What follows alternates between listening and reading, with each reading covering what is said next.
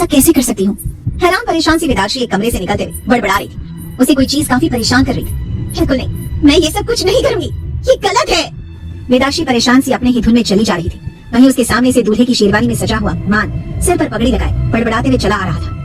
पता नहीं कहाँ फंस गया हूँ मैं। पहले तो ये जबरदस्ती की शादी और अब ये सारे तमाशे। अरे सिंदूर से तिलक लगाना था या फिर नहलाना था। मन तो कर रहा है अभी इस शादी से भाग जाऊं। मान का पूरा ध्यान सिंदूर से सने अपने हाथ पर था, जो बारात के स्वागत के वक्त गलती से उसके हाथों में लग गया था। वेदाक्षी और मान दोनों ही अपनी परेशानी में डूबे हुए आगे बढ़ रहे थे। वेदाक्षी अभी कमरे से निकलकर 2-4 कदम ही चली थी कि तभी वो मान से टकरा गई। वो लड़खड़ाकर गिरने ही वाली। ठीक उसी वक्त मान के मजबूत हाथों ने उसे अपनी बाहों में थाम लिया, पर अनजाने ही उसका सिंदूर से सना हाथ वेदाक्षी के माथे को छू गया। वेदाक्षी ने जैसे ही मान का चेहरा देखा, वो झट से उससे दूर हुई और पलटकर खड़ी हो गई। उसे खुद से कहा, ये यहाँ क्या कर रहे हैं? इन्हें भी अभी आना था, अब क्या करूं?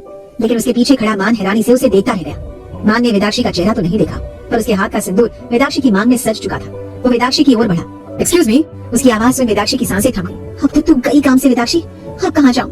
डर की वजह से वेदाक्षी ने अपनी आंखें बंद कर ली। मान उसके कंधे के पास पहुंचने वाला था, तभी पीछे से किसी की आवाज आई, अरे मान बेटा, तुम यहाँ क्या कर रहे हो? उस आवाज को सुनकर मान का ध्यान भटका और उसी वक्त वेदाक्षी तेजी से कमरे की तरफ भागी और जल्दी से उसने दरवाजा बंद कर लिया। तभी उसकी नजर आईने में पड़ी। अपने मांग में लगे उस सिंदूर को देख वेदाक्षी की सांसें रुक गई। ये मेरी मांग में कैसे आया? तभी उसे एहसास हुआ कि जब वो मान से टकराई थी तो मान के हाथ में भी यही लाल सिंदूर लगा हुआ था। वो अंदर ही अंदर बेचैन हो उठी। अब बस बहुत हुआ, मेरे पास अब एक ही रास्ता बचा है, कहते हुए उसकी आंखें कॉन्फिडेंस से चमक उठी। वहीं दूसरी तरफ मान उस आवाज को सुनकर पीछे पलटा। सामने मान की होने वाली सासू माँ सिया शेखावत खड़ी थी। वो बोली, क्या हुआ बेटा, आप यहाँ पर हो और वहाँ सभी आपको ढूंढ रहे हैं। चलिए, शादी का मुहूर्त हो चुका है।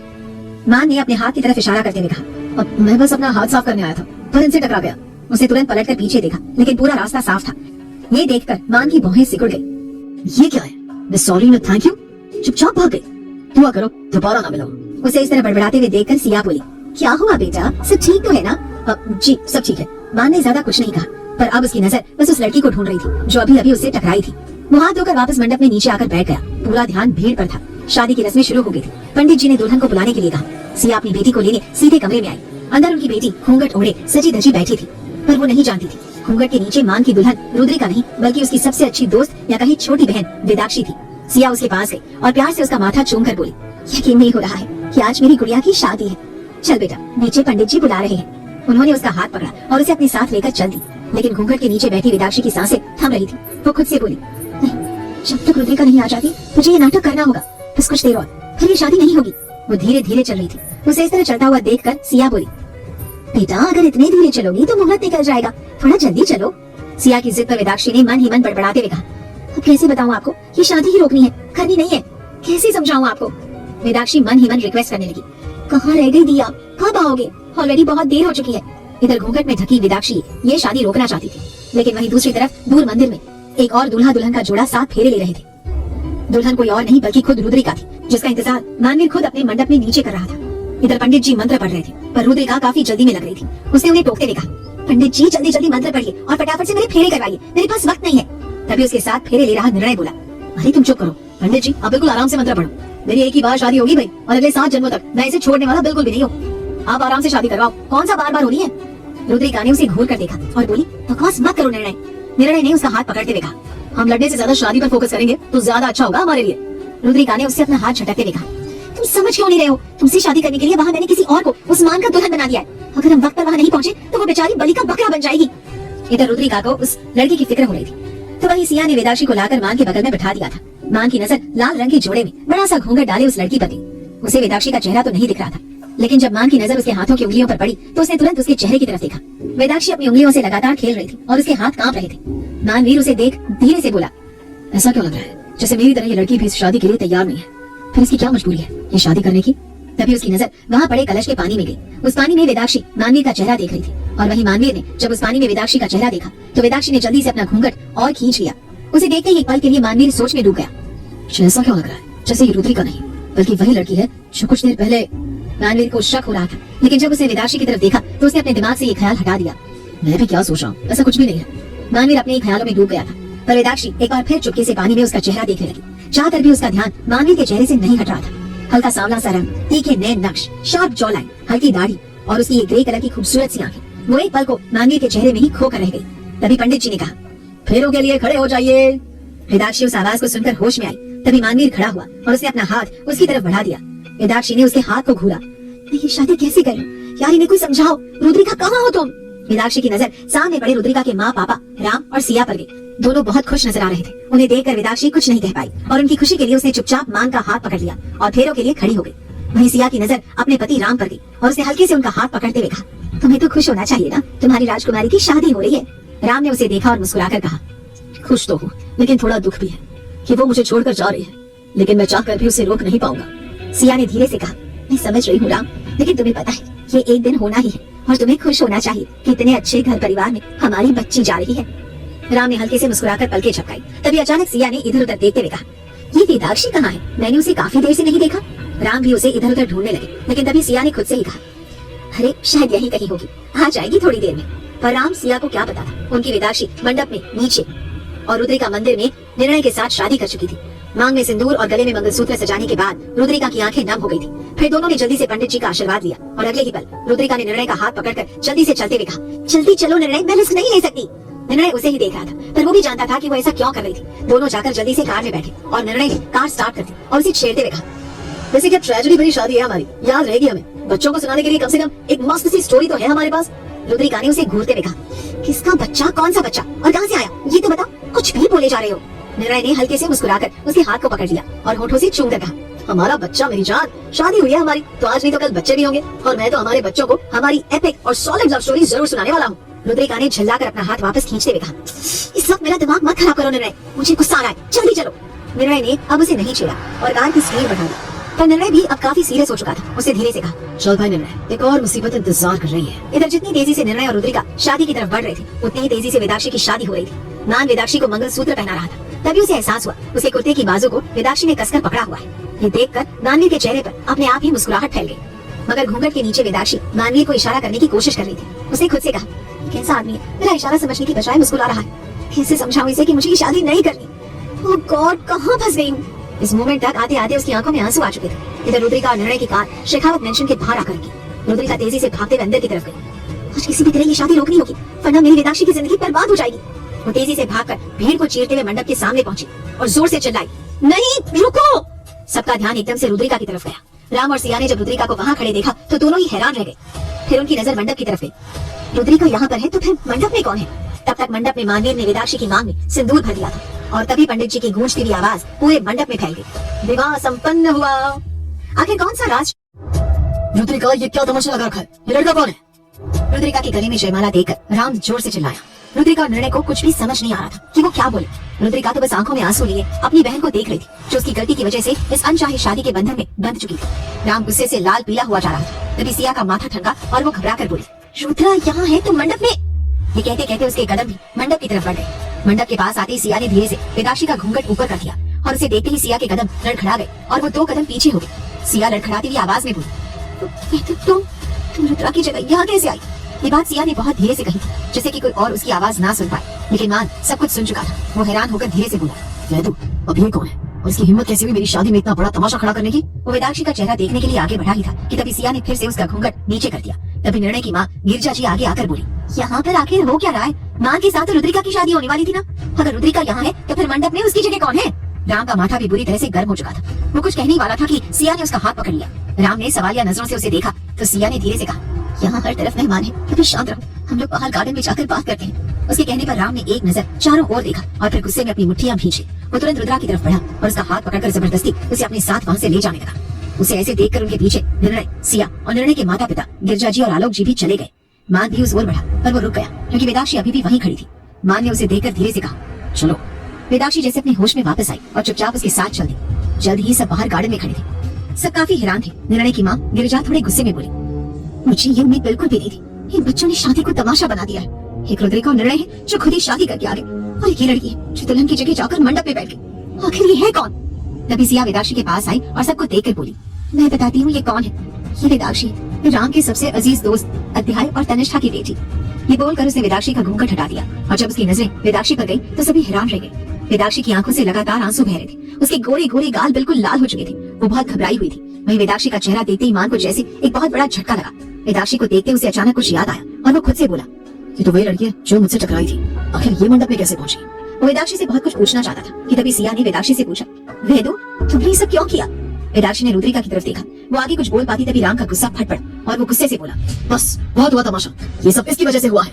कहते हुए उसने एक जोरदार थप्पड़ निर्णय के गाल पर जड़ दिया। जैसे निर्णय को थप्पड़ पड़ा, सबकी आंखें बड़ी हो गई। ये सब होना ही था। आखिर राम की बेटी ने आज ऐसी हरकत कर दी थी जो वो सोच भी नहीं सकता था। यहाँ ये लोग अपने ड्रामे में बिजी थे। तभी मान ने वेदाक्षी का हाथ पकड़ा और उसे उन लोगों से दूर एक कोने में ले गया। इस तरह से हाथ पकड़े जाने की वजह से वेदाक्षी बुरी तरह डर गई और घबरा कर बोली, मेरा हाथ छोड़ो, मुझे कहाँ ले जा रहे हो? तभी मान ने उसका हाथ छोड़ा और उसे देखकर गुस्से से बोला, तुम वही हो ना जो मुझसे टकराई थी? बोलो, मैंने तुम्हें गिरने से बचाया, उसके लिए थैंक्स बोलने की जगह तुमने मुझसे शादी कर ली। बताओ, तुम रुद्रिका की जगह मंडप में क्या कर रही थी? कौन सा खेल खेल रही हो तुम? वेदाक्षी को भी उसकी तीखी बातें सुनकर गुस्सा आया। वो बोली, वाह, सिर्फ एटीट्यूड तो देखो इंसान का। मतलब तुम दूसरों की मदद थैंक्स सुनने के लिए करते हो, है ना? और बाय द वे, अगर उस वक्त तुम मुझसे नहीं टकराती तो कम से कम मैं इस मुसीबत से बचने का कोई रास्ता ढूंढ लेती। अगर तुम नहीं टकराते तो आज ये शादी भी नहीं होती। मैं तुमसे शादी करने के लिए मरी नहीं जा रही थी, समझे? ये सुनकर पता नहीं क्यों मान के दिल में अजीब सी टीस उठी। उसे ये बिल्कुल भी पसंद नहीं आया कि वेदाक्षी उसे शादी नहीं करना चाहती थी। उसे वेदाक्षी का हाथ पकड़ा और उसकी आंखों में देखकर बोला, वो तो वक्त बताएगा कौन किससे टकराया था, समझी? यहाँ मान और वेदाक्षी आपस में उलझे हुए थे। वहीं राम का गुस्सा निर्णय के ऊपर फटता जा रहा था। वो फिर से उसे मारने के लिए आगे बढ़ा। तभी रुद्रिका ने जल्दी से राम को रोकते हुए कहा, पापा या क्या कर रहे हो? लेकिन वो इसके आगे कुछ कहती कि निर्णय ने उसका हाथ पकड़ उसे कुछ भी कहने से रोक दिया। फिर निर्णय ने राम को देखते हुए रिस्पेक्ट से कहा, ससुर जी, अब बड़े हैं, हम आपकी रिस्पेक्ट करते हैं, लेकिन ये भी सच है कि हम एक दूसरे से बेहद प्यार करते हैं और अब हम दोनों पति पत्नी हैं। तभी पीछे से गिरजा जी ने कहा, तुम सच में पागल हो चुके हो क्या निर्णय? अरे रुद्रिका की शादी तुम्हारे भाई से होने वाली थी और तुम लोग ये काम करके आए हो। निर्णय और मान चचेरे भाई थे। निर्णय की माँ गिरजा जी मान की चाची थी जो काफी गुस्से में नजर आ रही थी। उसे बेबस होकर अपने भाई मान की तरफ देखा जो वेदाक्षी के साथ उनके पास आ रहा था। निर्णय ने रिक्वेस्टिंग सा चेहरा बनाकर अपने भाई को देखा और उससे मदद मांगी। मान ने गहरी सांस भरी। बेचारा मान भी क्या करता, ये लड़का उसकी जिंदगी का सबसे अहम हिस्सा था। मान ने गिरजा जी की तरफ देखकर कहा, चाची माँ, अगर यहाँ पर हमने और सवाल जवाब किए तो बेकार का तमाशा खड़ा हो जाएगा और दोनों परिवारों की इज्जत दांव पर लग जाएगी। हम लोग घर चलकर बात करते हैं। वैसे भी शादी तो हो चुकी है ना, और कोई भी सच को नहीं बता सकता कि अब रुद्रिका निर्णय की पत्नी है और वेदाक्षी मेरी। इतना कहकर मान ने वेदाक्षी की तरफ घूर कर देखा। वेदाक्षी भी हैरान थी क्योंकि मान उसे अपनी पत्नी कह रहा था। वो धीरे से बोली, नहीं, ये आदमी पागल हो गया है, मैं इस शादी को नहीं मानती। वो तुरंत राम के पास आगे बढ़ी और उसकी बात सुने बिना ही राम ने भी मान की तरफ देखा और बोला, अरे ऐसे कैसे शादी होगी? तुमने जिससे शादी की वो मेरे सबसे अच्छे दोस्त की बेटी है और इस वक्त अध्याय यहाँ है भी नहीं। उसकी बेटी यहाँ रुद्रिका की शादी में शामिल होने आई थी और यहाँ उसकी बेटी की शादी हो गई। मैं उसे क्या जवाब दूंगा? किसी को कुछ भी समझ नहीं आ रहा था कि क्या कहा जाए। सब लोग कुछ पल के लिए शांत हो गए। तभी मान ने अपने चाचा आलोक जी को देखा और उन्हें इशारा किया। आलोक जी ने तुरंत बात संभालते हुए कहा, अभी के लिए जो हो गया उसे यही रोकते हैं और घर चलकर बात करते हैं। गिरजा जी, आप पहले घर चलिए और दोनों बहुओं के स्वागत की तैयारी कीजिए। गिरजा जी ने उन्हें देखा तो उन्होंने पल के झपका कर अपनी बात मानने का इशारा किया। इसके आगे वो कुछ बोल नहीं पाई। वहीं दोनों बहुओं वाली बात सुनकर राम और सिया भी हैरान थे। तभी राम ने वेदाक्षी के पास जाकर उससे कहा, बेटा, तुमने ऐसा क्यों किया? तुम सब कुछ जानती थी ना, एक बार तुम्हें हम लोगों को बताना चाहिए था। देखो कितनी बड़ी गड़बड़ी हो गई। तभी रुद्रिका ने डरते हुए कहा, पापा उसकी गलती नहीं है, ये सब मेरी। उसने अभी इतना ही कहा था कि राम ने उसे घूर कर देखा और रुद्रिका चुप हो गई। तभी निर्णय सबको देखकर बोला, असल बात यह है कि मैं और रुद्रिका रिलेशन में थे और ऐसे में अगर उसकी शादी भाई से हो जाती तो मुझे नहीं लगता ये कहीं से भी ठीक होता। इस बात पर गिरजा जी ने गुस्से से कहा, तो तुम हमें बता नहीं सकते थे क्या? जिस दिन पता चला था उस दिन क्या तुम्हारे मुंह में दही जम गया था? बोला नहीं जा रहा था तुमसे? मान तो अभी शादी भी नहीं करना चाहता था। हम सबने उसे फोर्स किया, तब जाकर वो माना है और तुमने ये सब कर दिया। निर्णय ने मुंह बनाकर कहा, वो हम दोनों का झगड़ा हो गया था और फिर उसी गुस्से में रुद्रा ने भी शादी के लिए हाँ कर दी। मैं भी गुस्से में था, लेकिन जब हमारा गुस्सा शांत हुआ तो हमने ये सब सॉर्ट करने की कोशिश की, लेकिन फिर कोई रास्ता नहीं था, इसलिए हमने भागकर शादी कर ली। उसकी बात सुनकर सब आंखें फाड़े उसे देखने लगे। राम का मन अभी भी उन दोनों को थप्पड़ मारने का कर रहा था, लेकिन उसे जैसे तैसे खुद को रोक लिया। उसे सबकी तरफ देखा और कहा, माफ कीजिएगा, मेरी बेटी ने ऐसी हरकत की है कि मैं माफी भी नहीं मांग सकता, लेकिन अभी जो हुआ है उसे भी नहीं बदला जा सकता। मैं रुद्रा की विदाई करने को तैयार हूँ, लेकिन वेदाक्षी कहीं नहीं जाएगी। सब लोग ये सुनकर हैरान हो गए। तभी मान ने वेदाक्षी का हाथ पकड़ते हुए कहा, मैं इस फैसले को बिल्कुल नहीं मानता। चाहे जो भी हो, वेदाक्षी मेरी पत्नी है और अब वो विदा होकर मेरे साथ जाएगी। मैं अपनी रेपुटेशन को मिट्टी में मिलने नहीं दूंगा। नहीं, मैं ऐसा नहीं होने दूंगा। मैं अपनी दुल्हन को लेने आया था और उसे लिए बिना मैं यहाँ से नहीं जाऊंगा। माँ के इस तरह बोलने से हर कोई हैरान था। वेदाक्षी तो बस आंखें फाड़े उसे देख रही थी। राम बिल्कुल भी तैयार नहीं था वेदाक्षी को मान के साथ भेजने के लिए। उनके बीच बहस छिड़ने वाली थी क्योंकि राम और मान दोनों ही पीछे हटने वालों में से नहीं थे। सिचुएशन को सॉल्व करने के लिए निर्णय ने सबके सामने आते हुए कहा, क्यों ना वेदाक्षी से ही पूछ ले कि वो क्या चाहती है। आखिर लाइफ उसकी है तो डिसीजन भी उसी का होना चाहिए ना। यहाँ हम सब अपनी बात कर रहे हैं, लेकिन किसी ने उससे तो पूछा ही नहीं। उसकी बात सभी को सही लगी और सब वेदाक्षी को देखने लगे। वेदाक्षी काफी डरी हुई भी लग रही थी। गिरिजा जी ने उसे देखकर कहा, वेदाक्षी बेटा, हम तुम्हें सोचने का टाइम दे रहे हैं। तुम आराम से सोच समझकर कोई भी फैसला लो, कोई जल्दबाजी नहीं है। इतना कहकर उन्होंने सभी को अपने साथ बाहर चलने को कहा और वेदाक्षी को वहीं अकेला छोड़ दिया। क्या फैसला लेगी वेदाक्षी? क्या वो नहीं, मैं इस शादी को नहीं मानती। मैं बिल्कुल भी उस खड़ूस के साथ नहीं जाऊंगी। वेदाक्षी हैरान परेशान सी वहीं गार्डन में खड़ी थी। उसके दिमाग में काम करना ही बंद कर दिया था। नहीं, मुझे कहीं नहीं जाना। मैं वापस अपनी फैमिली के पास जा रही हूँ। मैं यहाँ नहीं रुकने वाली। वेदाक्षी जैसे खुद से ही लड़ रही थी, तभी अचानक पीछे से रुद्रिका छुपते छुपाते वापस आई और वेदाक्षी के सामने आकर रिक्वेस्ट करने लगी, फिर तू मुझे माफ कर दे। देख, मैं जानती हूँ सारी गलती मेरी है, पर प्लीज अभी मेरे साथ चल। मुझे तुझसे जरूरी बात करनी है। रुद्रिका ने वेदाक्षी का हाथ पकड़ा और उसे अपने साथ कमरे में ले गई। वेदाक्षी की आंखों में आंसू थे, लेकिन वो कुछ कह नहीं पा रही थी। रुद्रिका वेदाक्षी को कमरे में लाई और दरवाजा बंद करते हुए बोली, प्लीज वेदु, अपनी दी को माफ कर दे। देख, मैं मानती हूँ कि मेरी वजह से सब कुछ खराब हो गया। मैं तुझे यहाँ फंसाकर चली गई और टाइम पर नहीं पहुँच पाई। मुझे लगा था सब कुछ संभल जाएगा, लेकिन सब कुछ बिगड़ गया।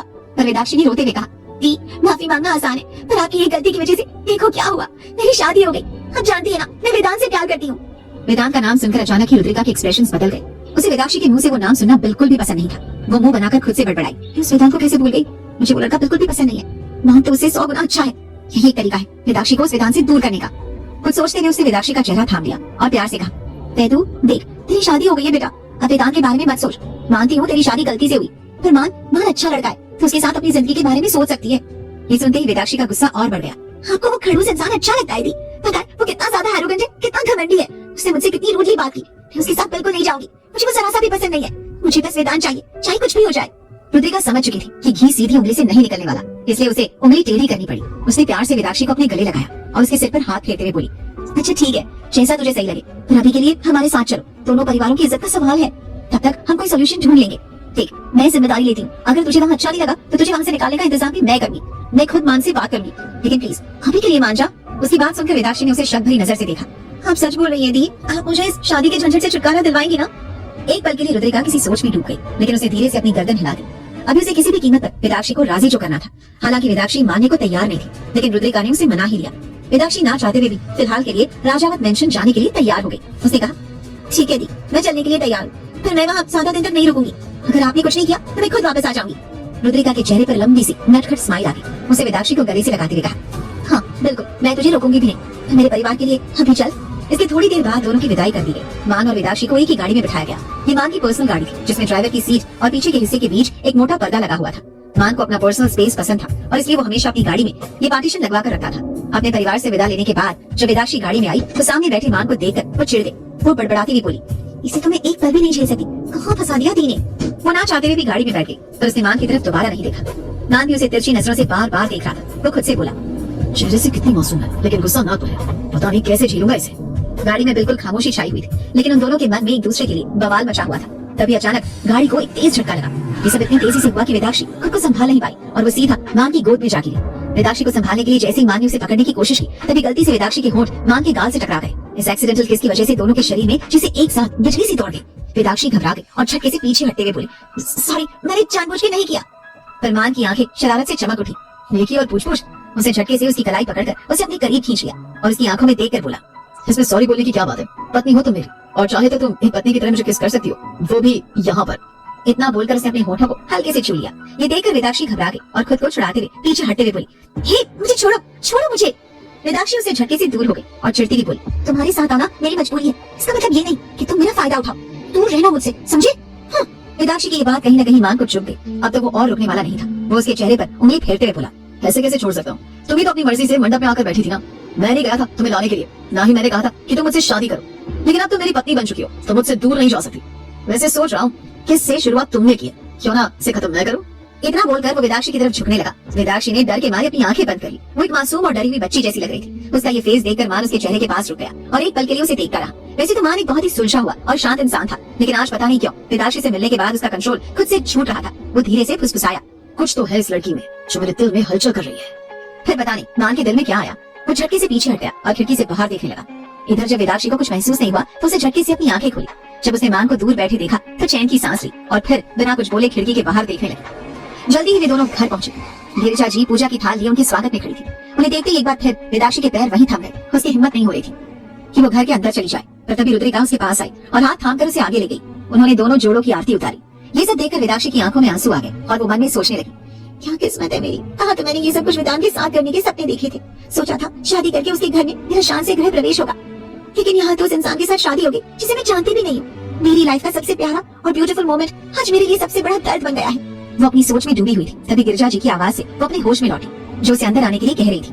वेदाक्षी और रुद्रिका घर के अंदर आए। मान भी उनके पीछे ही था। उनके पीछे निर्णय भी अंदर आने को हुआ, लेकिन जैसे उसने कदम बढ़ाया सब लोग उसे खा जाने वाली नजरों से घूरने लगे। बेचारा निर्णय हड़बड़ा गया। उसकी माँ तो उसे ऐसे ही घूर रही थी जैसे अभी उसकी पिटाई कर देगी।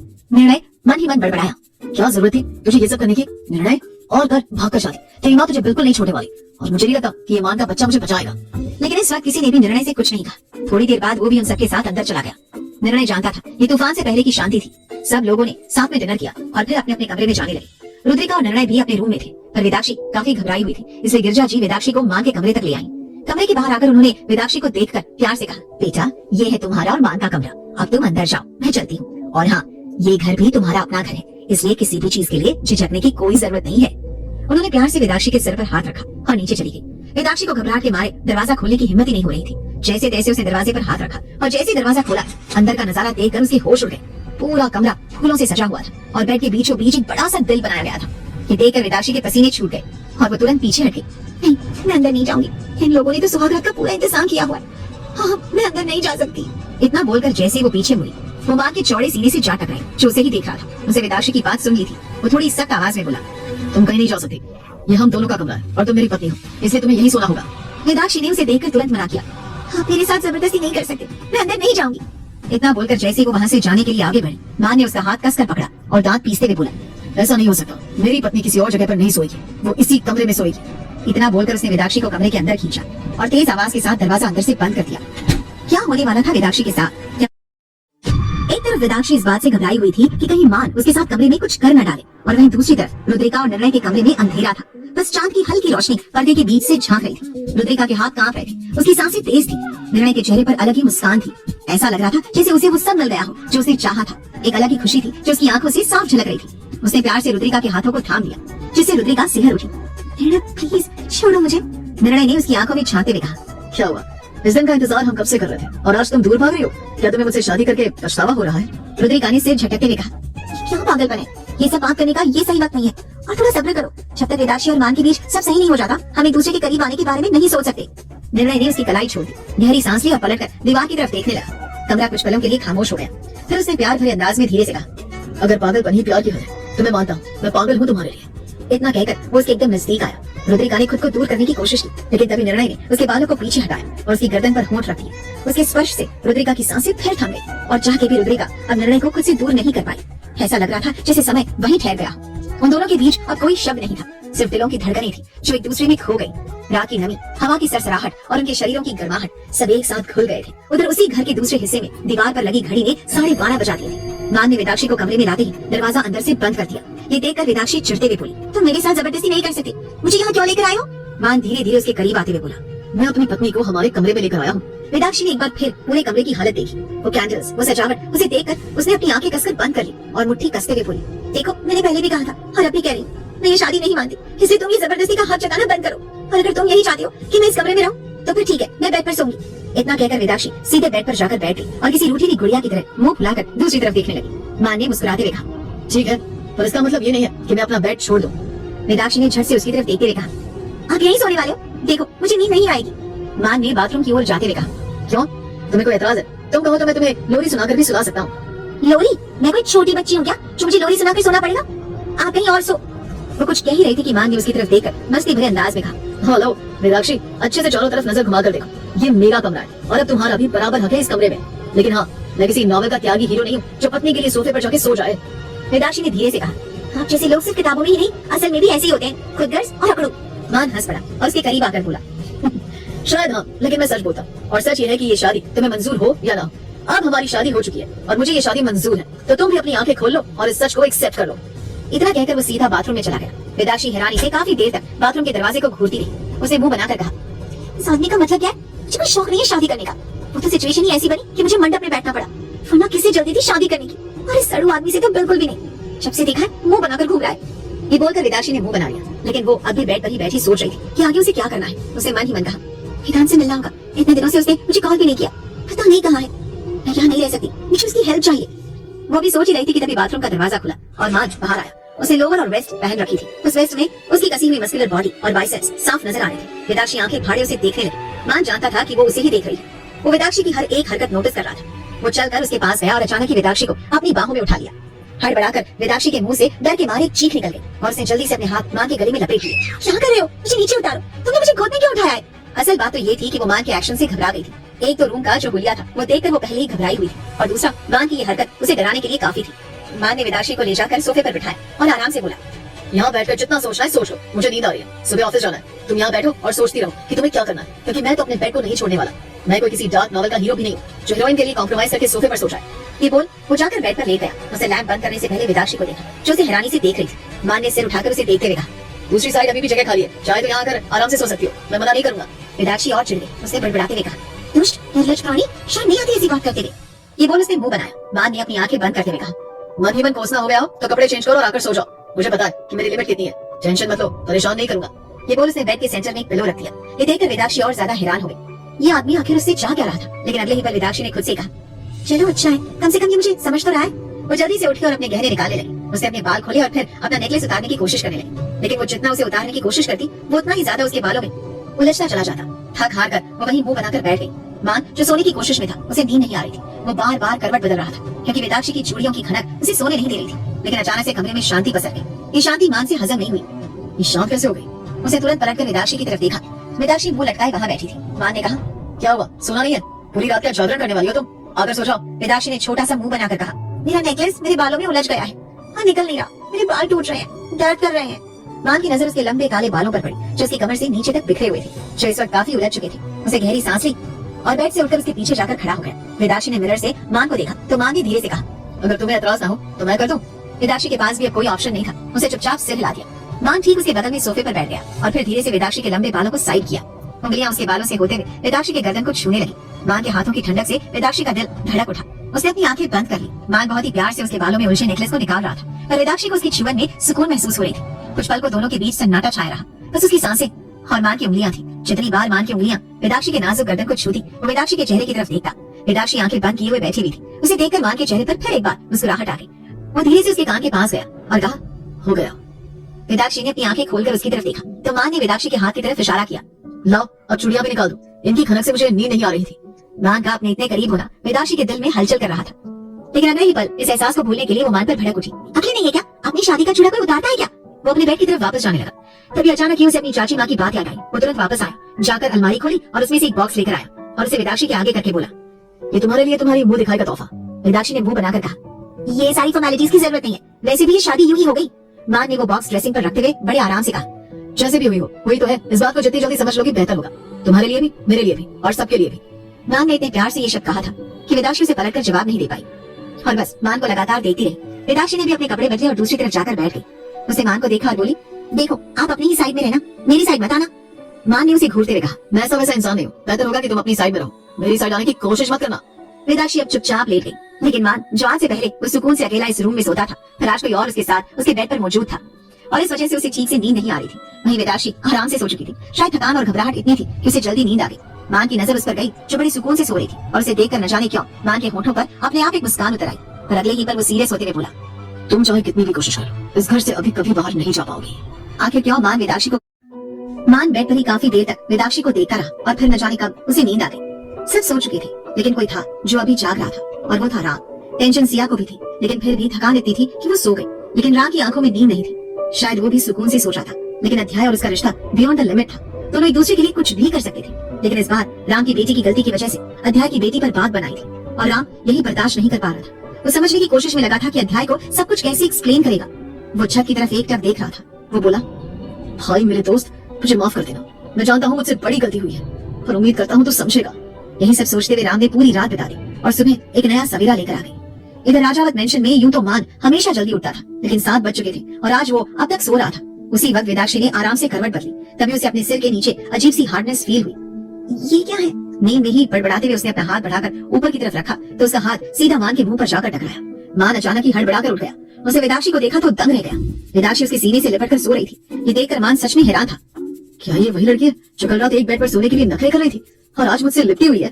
विदाक्षी का हाथ अभी मान के गाल पर था और धीरे धीरे उसके गाल और पूरे चेहरे पर घूम रहा था। वो नींद नहीं पहचानने की कोशिश कर रही थी कि आखिर वो किस पर सो रही है। उसने आधी नींद में कहा, ये मेरा टेडी तो नहीं है, वो तो कितना सॉफ्ट सॉफ्ट है। माँ ने जब उसके बड़बड़ाने की आवाज सुनी तो उसके माथे पर बल पड़ गए और उसे विदाक्षी की कलाई पकड़कर चेहरे पर ही हाथ रोक लिया। विदाक्षी एक बार फिर नींद में बड़बड़ाई, ये वो नहीं है, मेरा टेडी, मेरा हाथ थोड़ी पकड़ सकता है। तो फिर ये कौन है? ये मैं हूँ, कोई टेडी बेयर नहीं। बेहतर होगा कि तुम मुझे छोड़ो और ठीक से सो जाओ। माँ ने उसका हाथ अपने चेहरे से हटा दिया। माँ की गहरी आवाज सुनते ही वेदाक्षी के रोंगटे खड़े हो गए और वो अचानक ही हड़बड़ा कर उठ बैठी। उसने पलके जल्दी जल्दी झपकाकर माँ को देखा जो उसे ही घूर रहा था। वेदाक्षी ने धीरे से ऑकवर्ड होकर कहा, सॉरी, और वो उठकर बाथरूम में भागे। उसे इस तरह भागते हुए देखकर माँ ने अपना सर लाचारी में हिलाते हुए कहा, क्या लड़की है ये, कभी कुछ और कभी कुछ और। बिल्कुल इसके ऑपोजिट वेदाक्षी की हालत खराब हो रखी थी। उसे अपनी हरकत पर शर्म आ रही थी। वो खुद को कोसते हुए बोली, पागल हो गई है क्या वेदाक्षी? तो इस आदमी से चिपक कर कैसे सो सकती है? और क्या टेडी, उसे टेडी समझ लिया तूने? पता नहीं क्या सोच रहा होगा वो तेरे बारे में। ये सब सोच सोचकर ही उसकी हालत खराब हो रही थी। उसने नल चालू किया और अपना फेस धोकर खुद को शांत किया और नहाने लगी। लेकिन शावर लेने के बाद उसे अचानक याद आया कि वो कपड़े नहीं लेकर आई है। उसने अपना माथा पीट लिया। ओफो, क्या कर रही है वेदाक्षी? कपड़े लेकर नहीं आई, वो बाहर कैसे जाएगी? वेदाक्षी मजबूर हो चुकी थी। उसे काफी सोचने के बाद कहा, पता नहीं वो क्या सोचेगा, फिर कोई ऑप्शन नहीं बचा। थोड़ी देर बाद वेदाक्षी की बाथरूम से आवाज आई, सुनिए मिस्टर राजावत। मान ने उस तरफ देखा जहाँ से ये आवाज आ रही थी। उसे जैसे वेदाक्षी के सामने देखा वो हैरान हो उठा। वेदाक्षी ने अपना सिर थोड़ा सा दरवाजा खोलकर उसमें से बाहर निकाल रखा था और अपनी आंखें बड़ी बड़ी करके मान को बुला रही थी। मान ने उसे देखते हुए कहा, अब क्या हुआ और ये क्या तरीका है? या तो अंदर जाओ या बाहर निकलो, मुझे ऑफिस के लिए लेट हो रहा है। तुम्हें जो भी करना है जल्दी करो। वेदाक्षी ने छोटा सा मुंह बनाया और मासूमियत से बोली, मैं अपने कपड़े लेना भूल गई, कपड़े दे दो। ये कहते हुए वो बड़ी ही मासूमियत से मान को देख रही थी। मान ने मन ही मन खुद को कोसते हुए कहा, क्या हो गया है? तो ऐसा तो नहीं था, एक लड़की की मासूमियत के आगे पिघल रहा है। मान ने अपना सिर झटका और उठ खड़ा हुआ। उसने वो बैग देखा जिसमें वेदाक्षी के कपड़े थे। मान ने बैग उठाकर काउच पर रखा और उसे खोलकर उसके कपड़े देखने लगा। उसने कपड़ों को देखते हुए कहा, इसमें से क्या दूं और क्या ना दूं? क्या है ये सब? वेदाक्षी ने अपना सिर खुजाया और बोली, मुझे नहीं पता, रुद्रा दी ने पैक किए थे, मैंने तो देखा भी नहीं। मान ने एक नजर उसे देखा और फिर अपने कबर्ड की तरफ बढ़ गया। उसे अपना कबर्ड खोला और अपनी टी शर्ट निकालकर वेदाक्षी को पकड़ाते हुए बोला, तुम ये पहन लो, बाहर आकर तुम्हें जो भी पहनना है वो निकाल लेना और पहन लेना, क्योंकि तुम्हारे कपड़े मुझे समझ नहीं आने वाले हैं। और जल्दी बाहर निकलो। वेदाक्षी ने अपने हाथ में पकड़ी उस टी शर्ट को देखा और फिर कंधे उछालकर बोली, ठीक है।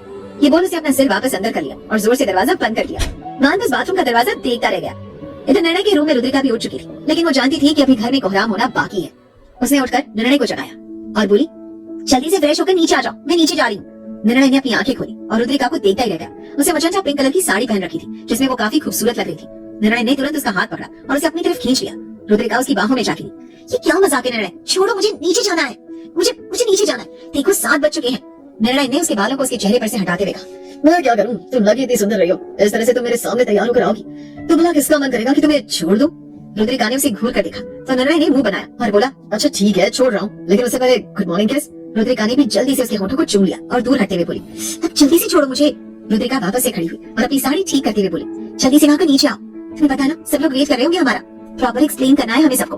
निर्णय को जब ये याद आया कि वो झट से उठ बैठा और बोला, यार क्या करूं मैं? रुद्रिका ने उसे घूरते हुए कहा, जो करना है तुम करो, मुझे क्या, मैं जा रही हूँ। ये बोल वो नीचे चली गई, पर निर्णय आने वाले तूफान के बारे में सोच कर ही घबरा गया था। इधर मान के रूम में वेदाक्षी नहाकर आई और जैसे ही बाथरूम का दरवाजा खुला, मान की नजर ना चाहते हुए भी उस तरफ चली गई। पर जैसे उसकी नजर जब वेदाक्षी पर गई तो वो उस पर ही अटक गई। वेदाक्षी सिर्फ मान की टी शर्ट में थी।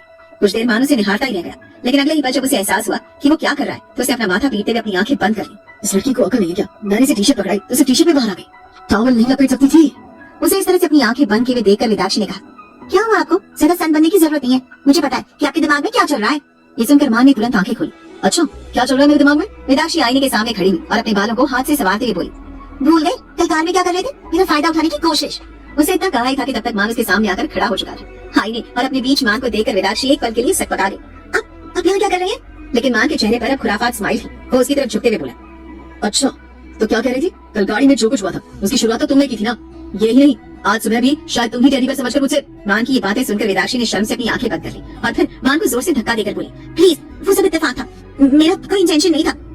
मतलब नॉटी थॉट्स। हाँ, मान एक बार फिर उसके पास आया और उसके बालों से खेलने लगा। वेदाक्षी फिर से पीछे हटी और बोली, कोई नॉटी थॉट्स नहीं, समझ गए? मान मुस्कुराया और फिर सर हिलाते हुए आगे बढ़ गया। उसे जल्दी से अपने कपड़े निकाले और बाथरूम में चला गया। वेदाक्षी ने अपने कपड़े देखे और एक सूट निकालकर पहन लिया, क्योंकि साड़ी उसकी बस की बात नहीं थी। कपड़े बदलने के बाद वो जाकर ड्रेसिंग के सामने बैठ गई और तैयार होने लगी। तभी उसकी नजर उस गिफ्ट बॉक्स पर पड़ी जो मान उसके लिए लेकर आया था। ना चाहते हुए भी उसके हाथ उस तरफ बढ़ गए और उसे वो गिफ्ट बॉक्स खोल कर देखा तो उसमें एक जोड़ी पायल थी। वेदाक्षी ने मुंह बनाया और बोली, मैं ये बिल्कुल नहीं पहनने वाली। ये बोल उसे वो डब्बा वापस बंद किया और तैयार होकर रुद्रिका को ढूंढने चली गई। अब जाकर दी से बात करती हूँ, आज शाम होने से पहले मैं इस घर से बाहर चली जाऊंगी। थोड़ी देर बाद जब वो नीचे आई तो निर्णय और मान के अलावा घर के सब लोग यहाँ मौजूद थे। वेदाक्षी को काफी अजीब लग रहा था, इसलिए वो चुपचाप जाकर रुद्रिका के पास खड़ी हो गई और आंखों से इशारा करते हुए बोली, आपको अपना आगे कुछ कहने वाली थी कि तभी गिरिजा जी ने उन दोनों को देखा और बोली, आज तुम दोनों की पहली रसोई है, चलो चूल्हा पूजन करके कुछ मीठा बना लो। वेदाक्षी ने सुना तो धीरे से बोली, मुझे तो खाना बनाना ही नहीं आता, मैंने तो आज तक सिर्फ मम्मा पापा चाची और दी के हाथ का बना खाना खाया है, कभी बनाया नहीं। उसकी बात सुनकर आलोक जी मुस्कुराए बिना नहीं रह सके। उसे जिस हिसाब से जितनी मासूमियत से बात कही थी उसे देख गिरिजा जी के चेहरे पर भी मुस्कान आ चुकी थी। रुद्रिका ने हल्के से वेदाक्षी को पहुनी मारते हुए चुप रहने का इशारा किया। वेदाक्षी छोटा सा मुंह बनाकर चुप हो गई। रुद्रिका ने जल्दी से कहा, माँ, वो इसने कभी खाना नहीं बनाया, मैं बना देती हूँ। गिरजा जी ने मुस्कुराकर हामी भरी और फिर उन दोनों को किचन में ले गई। चूल्हा पूजन करने के बाद रुद्रिका काम में लग चुकी थी और वेदाक्षी आराम से स्लैब पर बैठी उसे सब कुछ करते देख रही थी। उसने कहा, सब कुछ आपकी गलती है, मैं बेवजह इस शादी में फंस गई। मैं तो शादी नहीं करना चाहती थी अभी, आपको पता है ना वेदांत। उसने वेदांत का नाम लिया ही था कि रुद्रिका ने उसे घूरते हुए कहा, उस लड़की का नाम मत लेना, कहीं शादी करके यहाँ आई हो, इसलिए चुप रहो, कोई भी बवाल करने की जरूरत नहीं है, समझे तुम? कुछ दिन शांति से बैठो, मैं देखती हूँ क्या कर सकती हूँ, मुझे पहले मान से बात करनी होगी। पर तभी कुछ ऐसा हुआ जिससे वेदाक्षी और रुद्रिका दोनों ही कांप गई। आखिर क्या हुआ था वहाँ पर? क्या चाह रही थी रुद्रिका? रुद्रिका वेदाक्षी वेदांत के बारे में बात कर रहे थे, लेकिन उन्हें नहीं पता था कि किचन के दरवाजे पर कोई उनकी बातें सुन रहा था। दरवाजे से आवाज आई, क्या हुआ, आप लोग परेशान लग रही है? उस आवाज को सुनकर दोनों की सांसें थम गई थी। वो दोनों ने उस तरफ देखा तो लगभग 23-24 साल की लड़की दरवाजे पर खड़ी थी और उन दोनों को देख मुस्कुरा रही थी। रुद्रिका ने उसे देखकर कहा, अंशिका। अंशिका ने अंदर आते हुए कहा, जी भाभी, मैंने आप दोनों की हेल्प करने के लिए भेजा है, लेकिन मैं तो यहाँ कुछ और ही देख रही हूँ। काम सारा एक कर रही है और एक आराम फरमा रही है। उसे देखकर वेदाक्षी झट से स्लैब पर से नीचे उतर गई। उसे अजीब लग रहा था। तभी अंशिका ने हंसते हुए कहा, भाभी घबराने की जरूरत नहीं है, मैं किसी को नहीं बताने वाली हूँ, वैसे भी मुझे पता है आप कैसा फील कर रही है। रुद्रिका ने मुस्कुराकर कहा, वैसे भी इसने कभी खाना नहीं बनाया, कोई बात नहीं, वैसे भी ये मेरी छोटी बहन है, इसका ख्याल रखना मेरी जिम्मेदारी है, इसलिए तो ये यहाँ है। तभी हॉल से गिरजा जी की आवाज आई, अंशिका जरा छड़ी तो लेकर आना दादी की। उन तीनों ने जब ये सुना तो तुरंत टेंशन में आ गई और तेजी से किचन से बाहर निकली। वही निर्णय जो सीढ़ियों से उतर रहा था, उसके कदम रुक गए। उसने हैरानी से अपनी माँ की तरफ देखा जो गुस्से में उसे घूर रही थी। पीछे से मान आते हुए बोला, चल बेटा, क्लास लगने वाली है तेरी।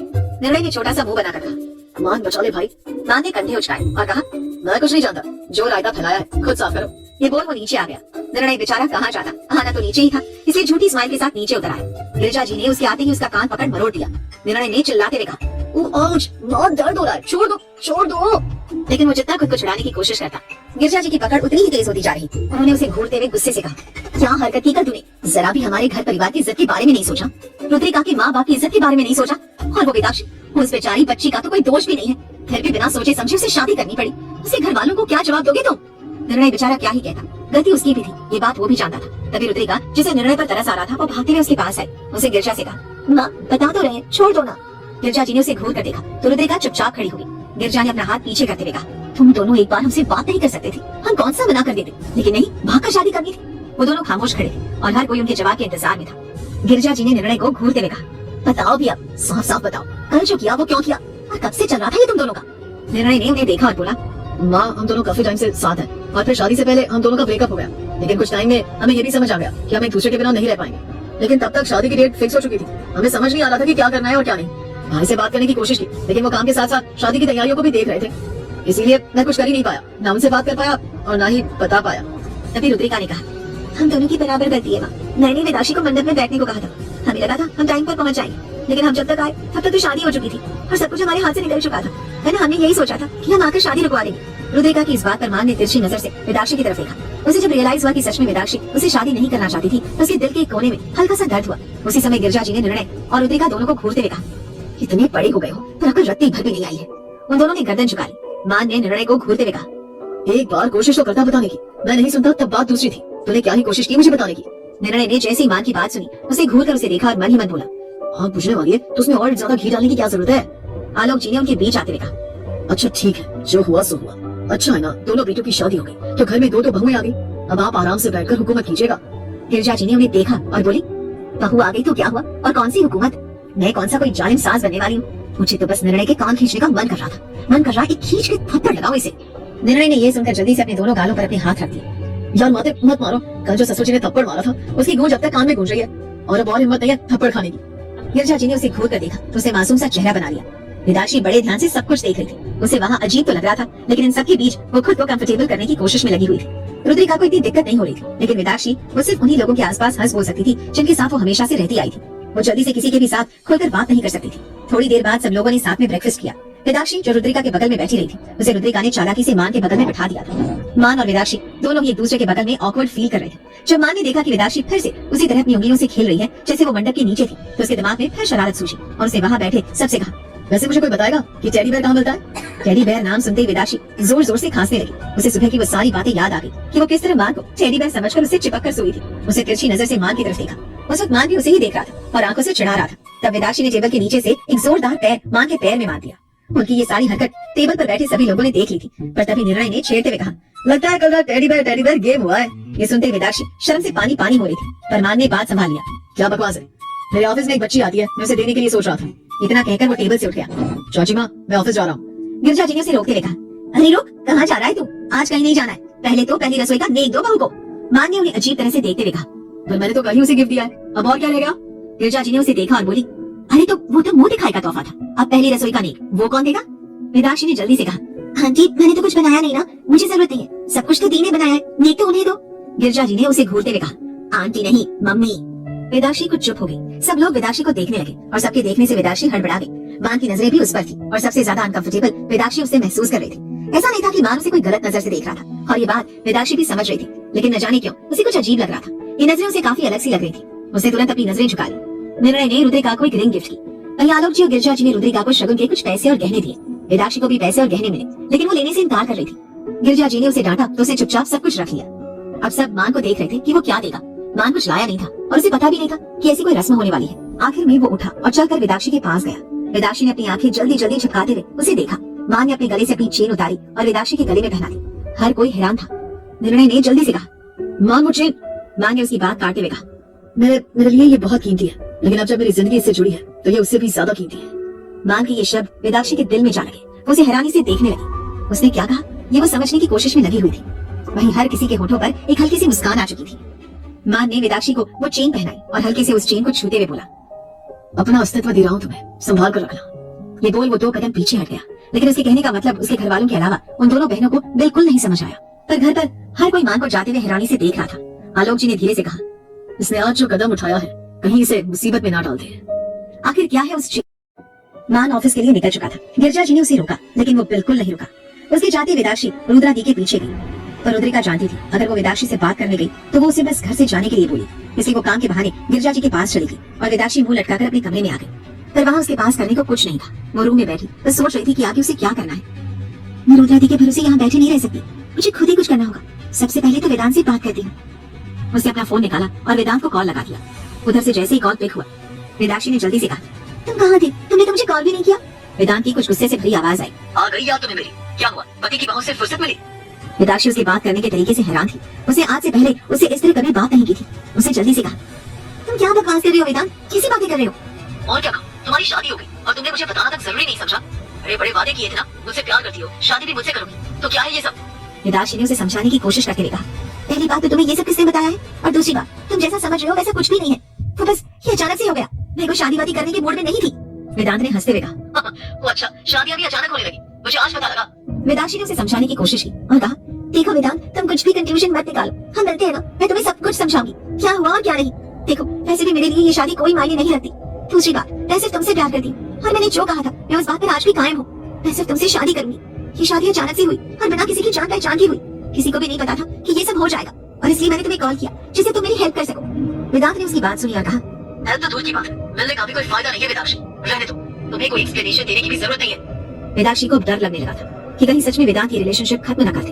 वो सच में उससे प्यार करती थी। उसे जल्दी से कहा, ऐसा मत करो, हम मिलते हैं ना, मैं सच कह रही हूँ, मेरा विश्वास करो। वेदांत ने जब उसे इस तरह बोलते देखा तो एक गहरी सांस लेकर बोला, अच्छा ठीक है, मिलते हैं हम आज शाम को हमेशा की तरह नाइट कैफे में। वेदाक्षी ने हामी भरी और उधर से कॉल कट हो गया। वेदाक्षी परेशान से अपने कमरे में चक्कर लगा रही थी। तभी उसकी नजर आईने पर गई और उसे जब खुद के अक्स को देखा तो उसके कदम ठहर गए। उसने अपने गले में पड़े उस मंगलसूत्र को देखा और उन चूड़ों को जो उसके हाथों में भरे थे। उसे खुद से कहा, फिर क्या मैं ये ठीक कर रही हूँ? क्या ये धोखा नहीं हुआ? लेकिन अगले ही पल उसने अपना सिर हिलाकर कहा, अगर मैंने ये नहीं किया तो धोखा तो वेदांत के साथ होगा। मैंने उससे वादा किया था शादी करने का, और हम दोनों एक दूसरे से प्यार करते हैं। भला मैं उसके बिना कैसे रह पाऊंगी? मैं इस रिश्ते को कैसे निभा सकती हूँ? मैं कॉम्प्रोमाइज नहीं कर पाऊंगी। वो यही सब सोच रही थी कि तभी रुद्रिका की आवाज आई, जयदो क्या कर रही है तू? वेदाक्षी ने पलटकर रुद्रिका को देखा। रुद्रिका अंदर आई और बोली, चल अब जल्दी से तैयार हो जा, नानी शाम को आसपास की कुछ औरतों के साथ मुंह दिखाई की रस्म रखी है। ये सुनते ही वेदाक्षी हैरान रह गई। उसने तो शाम को वेदांत से मिलने का वादा किया था, अब भला वो कैसे जाएगी? वो यही सोच रही थी। उसने रुद्रिका को देखा और बोली, थी शाम को? रुद्रिका ने उसके गाल पर हाथ रखते हुए कहा, हाँ शाम को, देख कुछ भी गड़बड़ मत करना, ये 3-4 दिन का काम है, तो सब कुछ निपट जाए, उसके बाद हम मान से अच्छे से बात करेंगे, ठीक है? मुझ पर विश्वास रख।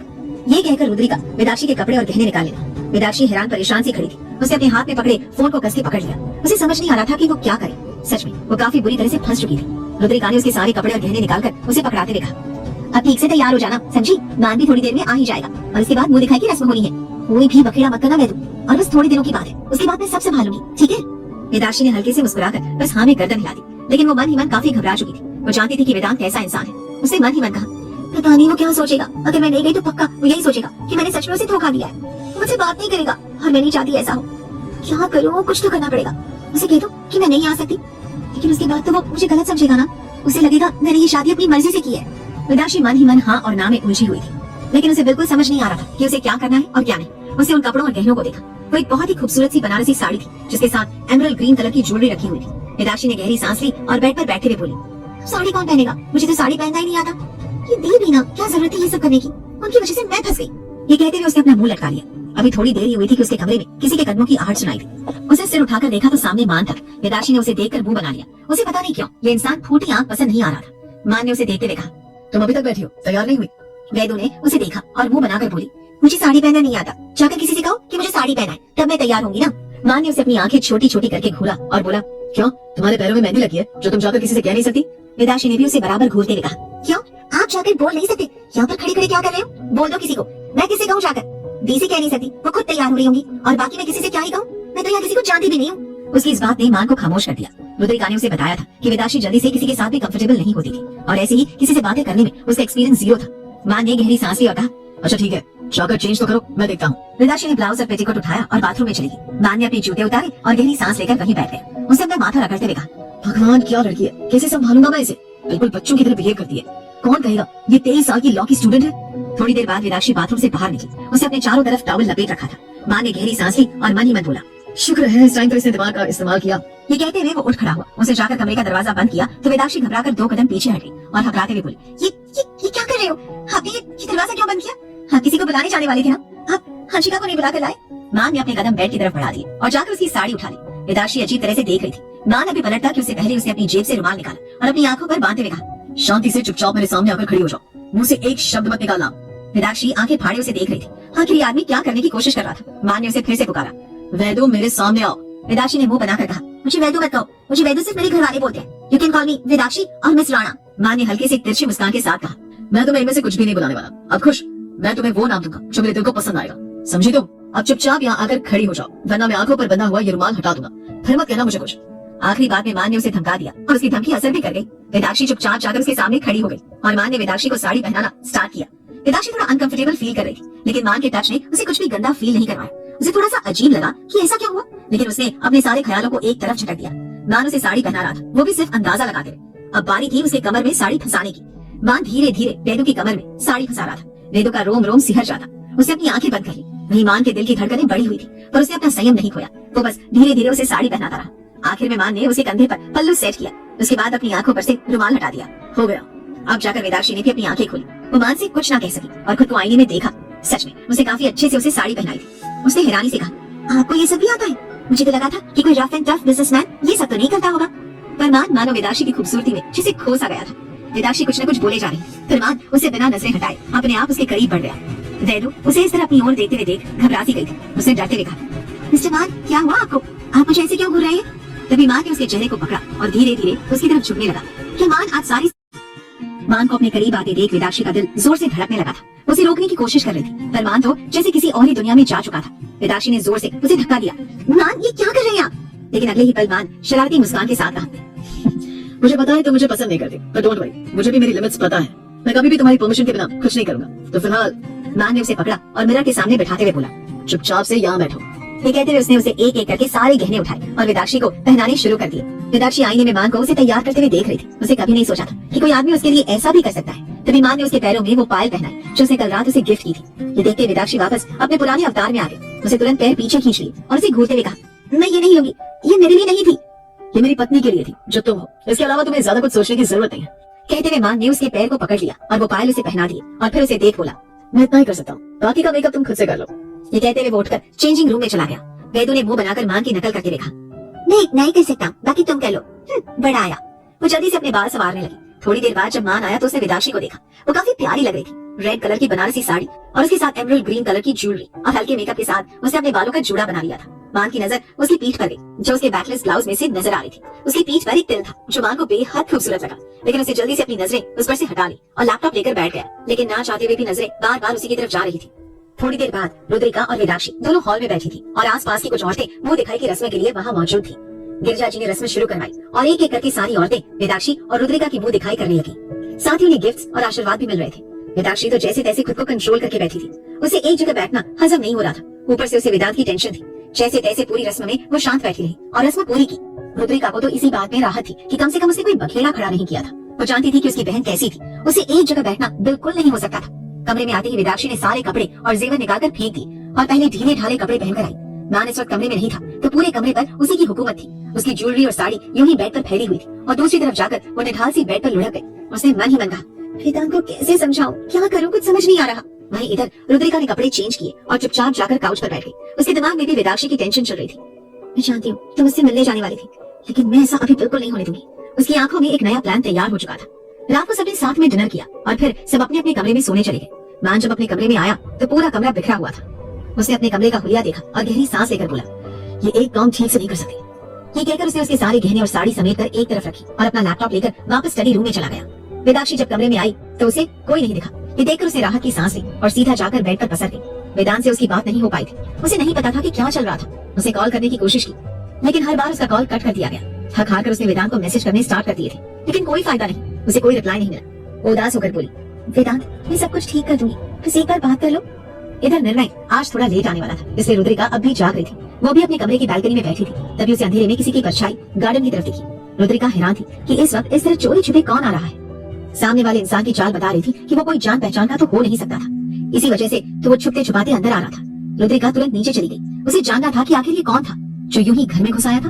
इतनी रात में आखिर कौन हो सकता है, जाकर देखती हूँ। रुद्रिका जल्दी से नीचे गई और गार्डन एरिया में चली आई। वो दबे पांव उस शख्स की तरफ बढ़ने लगी थी। तभी अचानक उसकी नजर उसकी तरफ पड़े डंडे और कंबल पर गई और जल्दी से जाकर वो कंबल और डंडा उठाकर लाई। इसके बाद उसे वापस से अपने कदम उस शख्स की तरफ बढ़ा दिए थे। जैसे जैसे वो शख्स की तरफ बढ़ती जा रही थी उसे वो शख्स साफ दिखाई देने लगा था और अचानक ही उसे हल्की सी रोशनी में उस शख्स का चेहरा दिखाई दिया। उस आदमी को देखकर रुद्रिका की भौहें तन गई और उसने गुस्से से अपने दांत भींच लिए। ये आदमी, आज तो मैं इसे जिंदा नहीं छोड़ूंगी। उसे जल्दी से जाकर उस आदमी पर वो कंबल डाला और डंडे से उसकी पिटाई करनी शुरू कर दी। वो आदमी अचानक हुए इस हमले से संभल नहीं पाया और खुद को कंबल से निकालने की कोशिश करने लगा, जबकि रुद्रिका अब भी उसे मारे जा रही थी। उसे बुरी तरह से उस आदमी को पीट दिया था। वो आदमी ने रुद्रिका से बचते बचाते वहाँ से भाग खड़ा हुआ। हालांकि उस आदमी ने उस शख्स का चेहरा नहीं देखा था जिसने उसे इतना मारा था। रुद्रिका गुस्से में हाँफ रही थी। उसे जोर से वो डंडा वहीं जमीन पर पटका और गुस्से से अंदर बढ़ गई। अब जाकर वेदाक्षी से ही बात करनी पड़ेगी। वो सीधा वेदाक्षी और माँ के कमरे की तरफ गई। उसे जाकर कमरे का दरवाजा खोला तो वेदाक्षी बेड पर मुंह लटकाए बैठी थी। रुद्रिका कमरे में अंदर आते हुए वेदाक्षी को देखकर बोली, तेरा दिमाग खराब है वेदु, तूने उस लड़की को यहाँ तक बुला लिया। वेदाक्षी उसकी बात सुनकर हैरान थी। वहीं मान जो अपने स्टडी का दरवाजा खोलकर रूम में आने को ही था। रुद्रिका की आवाज सुनकर उसके कदम रुक गए, लेकिन उसने जैसे रुद्रिका की आगे की बात सुनी, मान के चेहरे के हाव भाव बदल गए और उसकी आंखें एकदम सर्द हो गई। उसके माथे पर बल पड़ गए। तभी रुद्रिका ने कहा, वेदु क्या सोच रही है तू? ये हमारा घर नहीं है जहाँ कोई तुझे कुछ नहीं कहेगा। किसे सुलह है तुम्हारा, समझ रही हो? और मैंने कहा था ना कुछ दिन शांत रहो, मैं मान से बात करूंगी। तुम्हें इतनी क्या जल्दी थी कि तुमने वेदांत को यहाँ तक बुला लिया? उसकी बात सुनकर वेदाक्षी हैरान थी। उसने हैरानी से कहा, क्या कहा आपने? वेदांत यहाँ आया था, लेकिन कहा? और मैंने उसने इतना कहा ही था कि रुद्रिका ने उसे उंगली दिखाते हुए कहा, चुप करो तुम, उस लड़की का नाम भी नहीं लोगी। ध्यान रहे मुझे बार बार ना कहना पड़े। जब मैंने तुमसे कुछ कहा है तो मैं कर लूंगी ना सब कुछ। इतनी जल्दबाजी ठीक नहीं। रुद्रिका इस वक्त काफी गुस्से में थी और वेदाक्षी को डांट रही थी।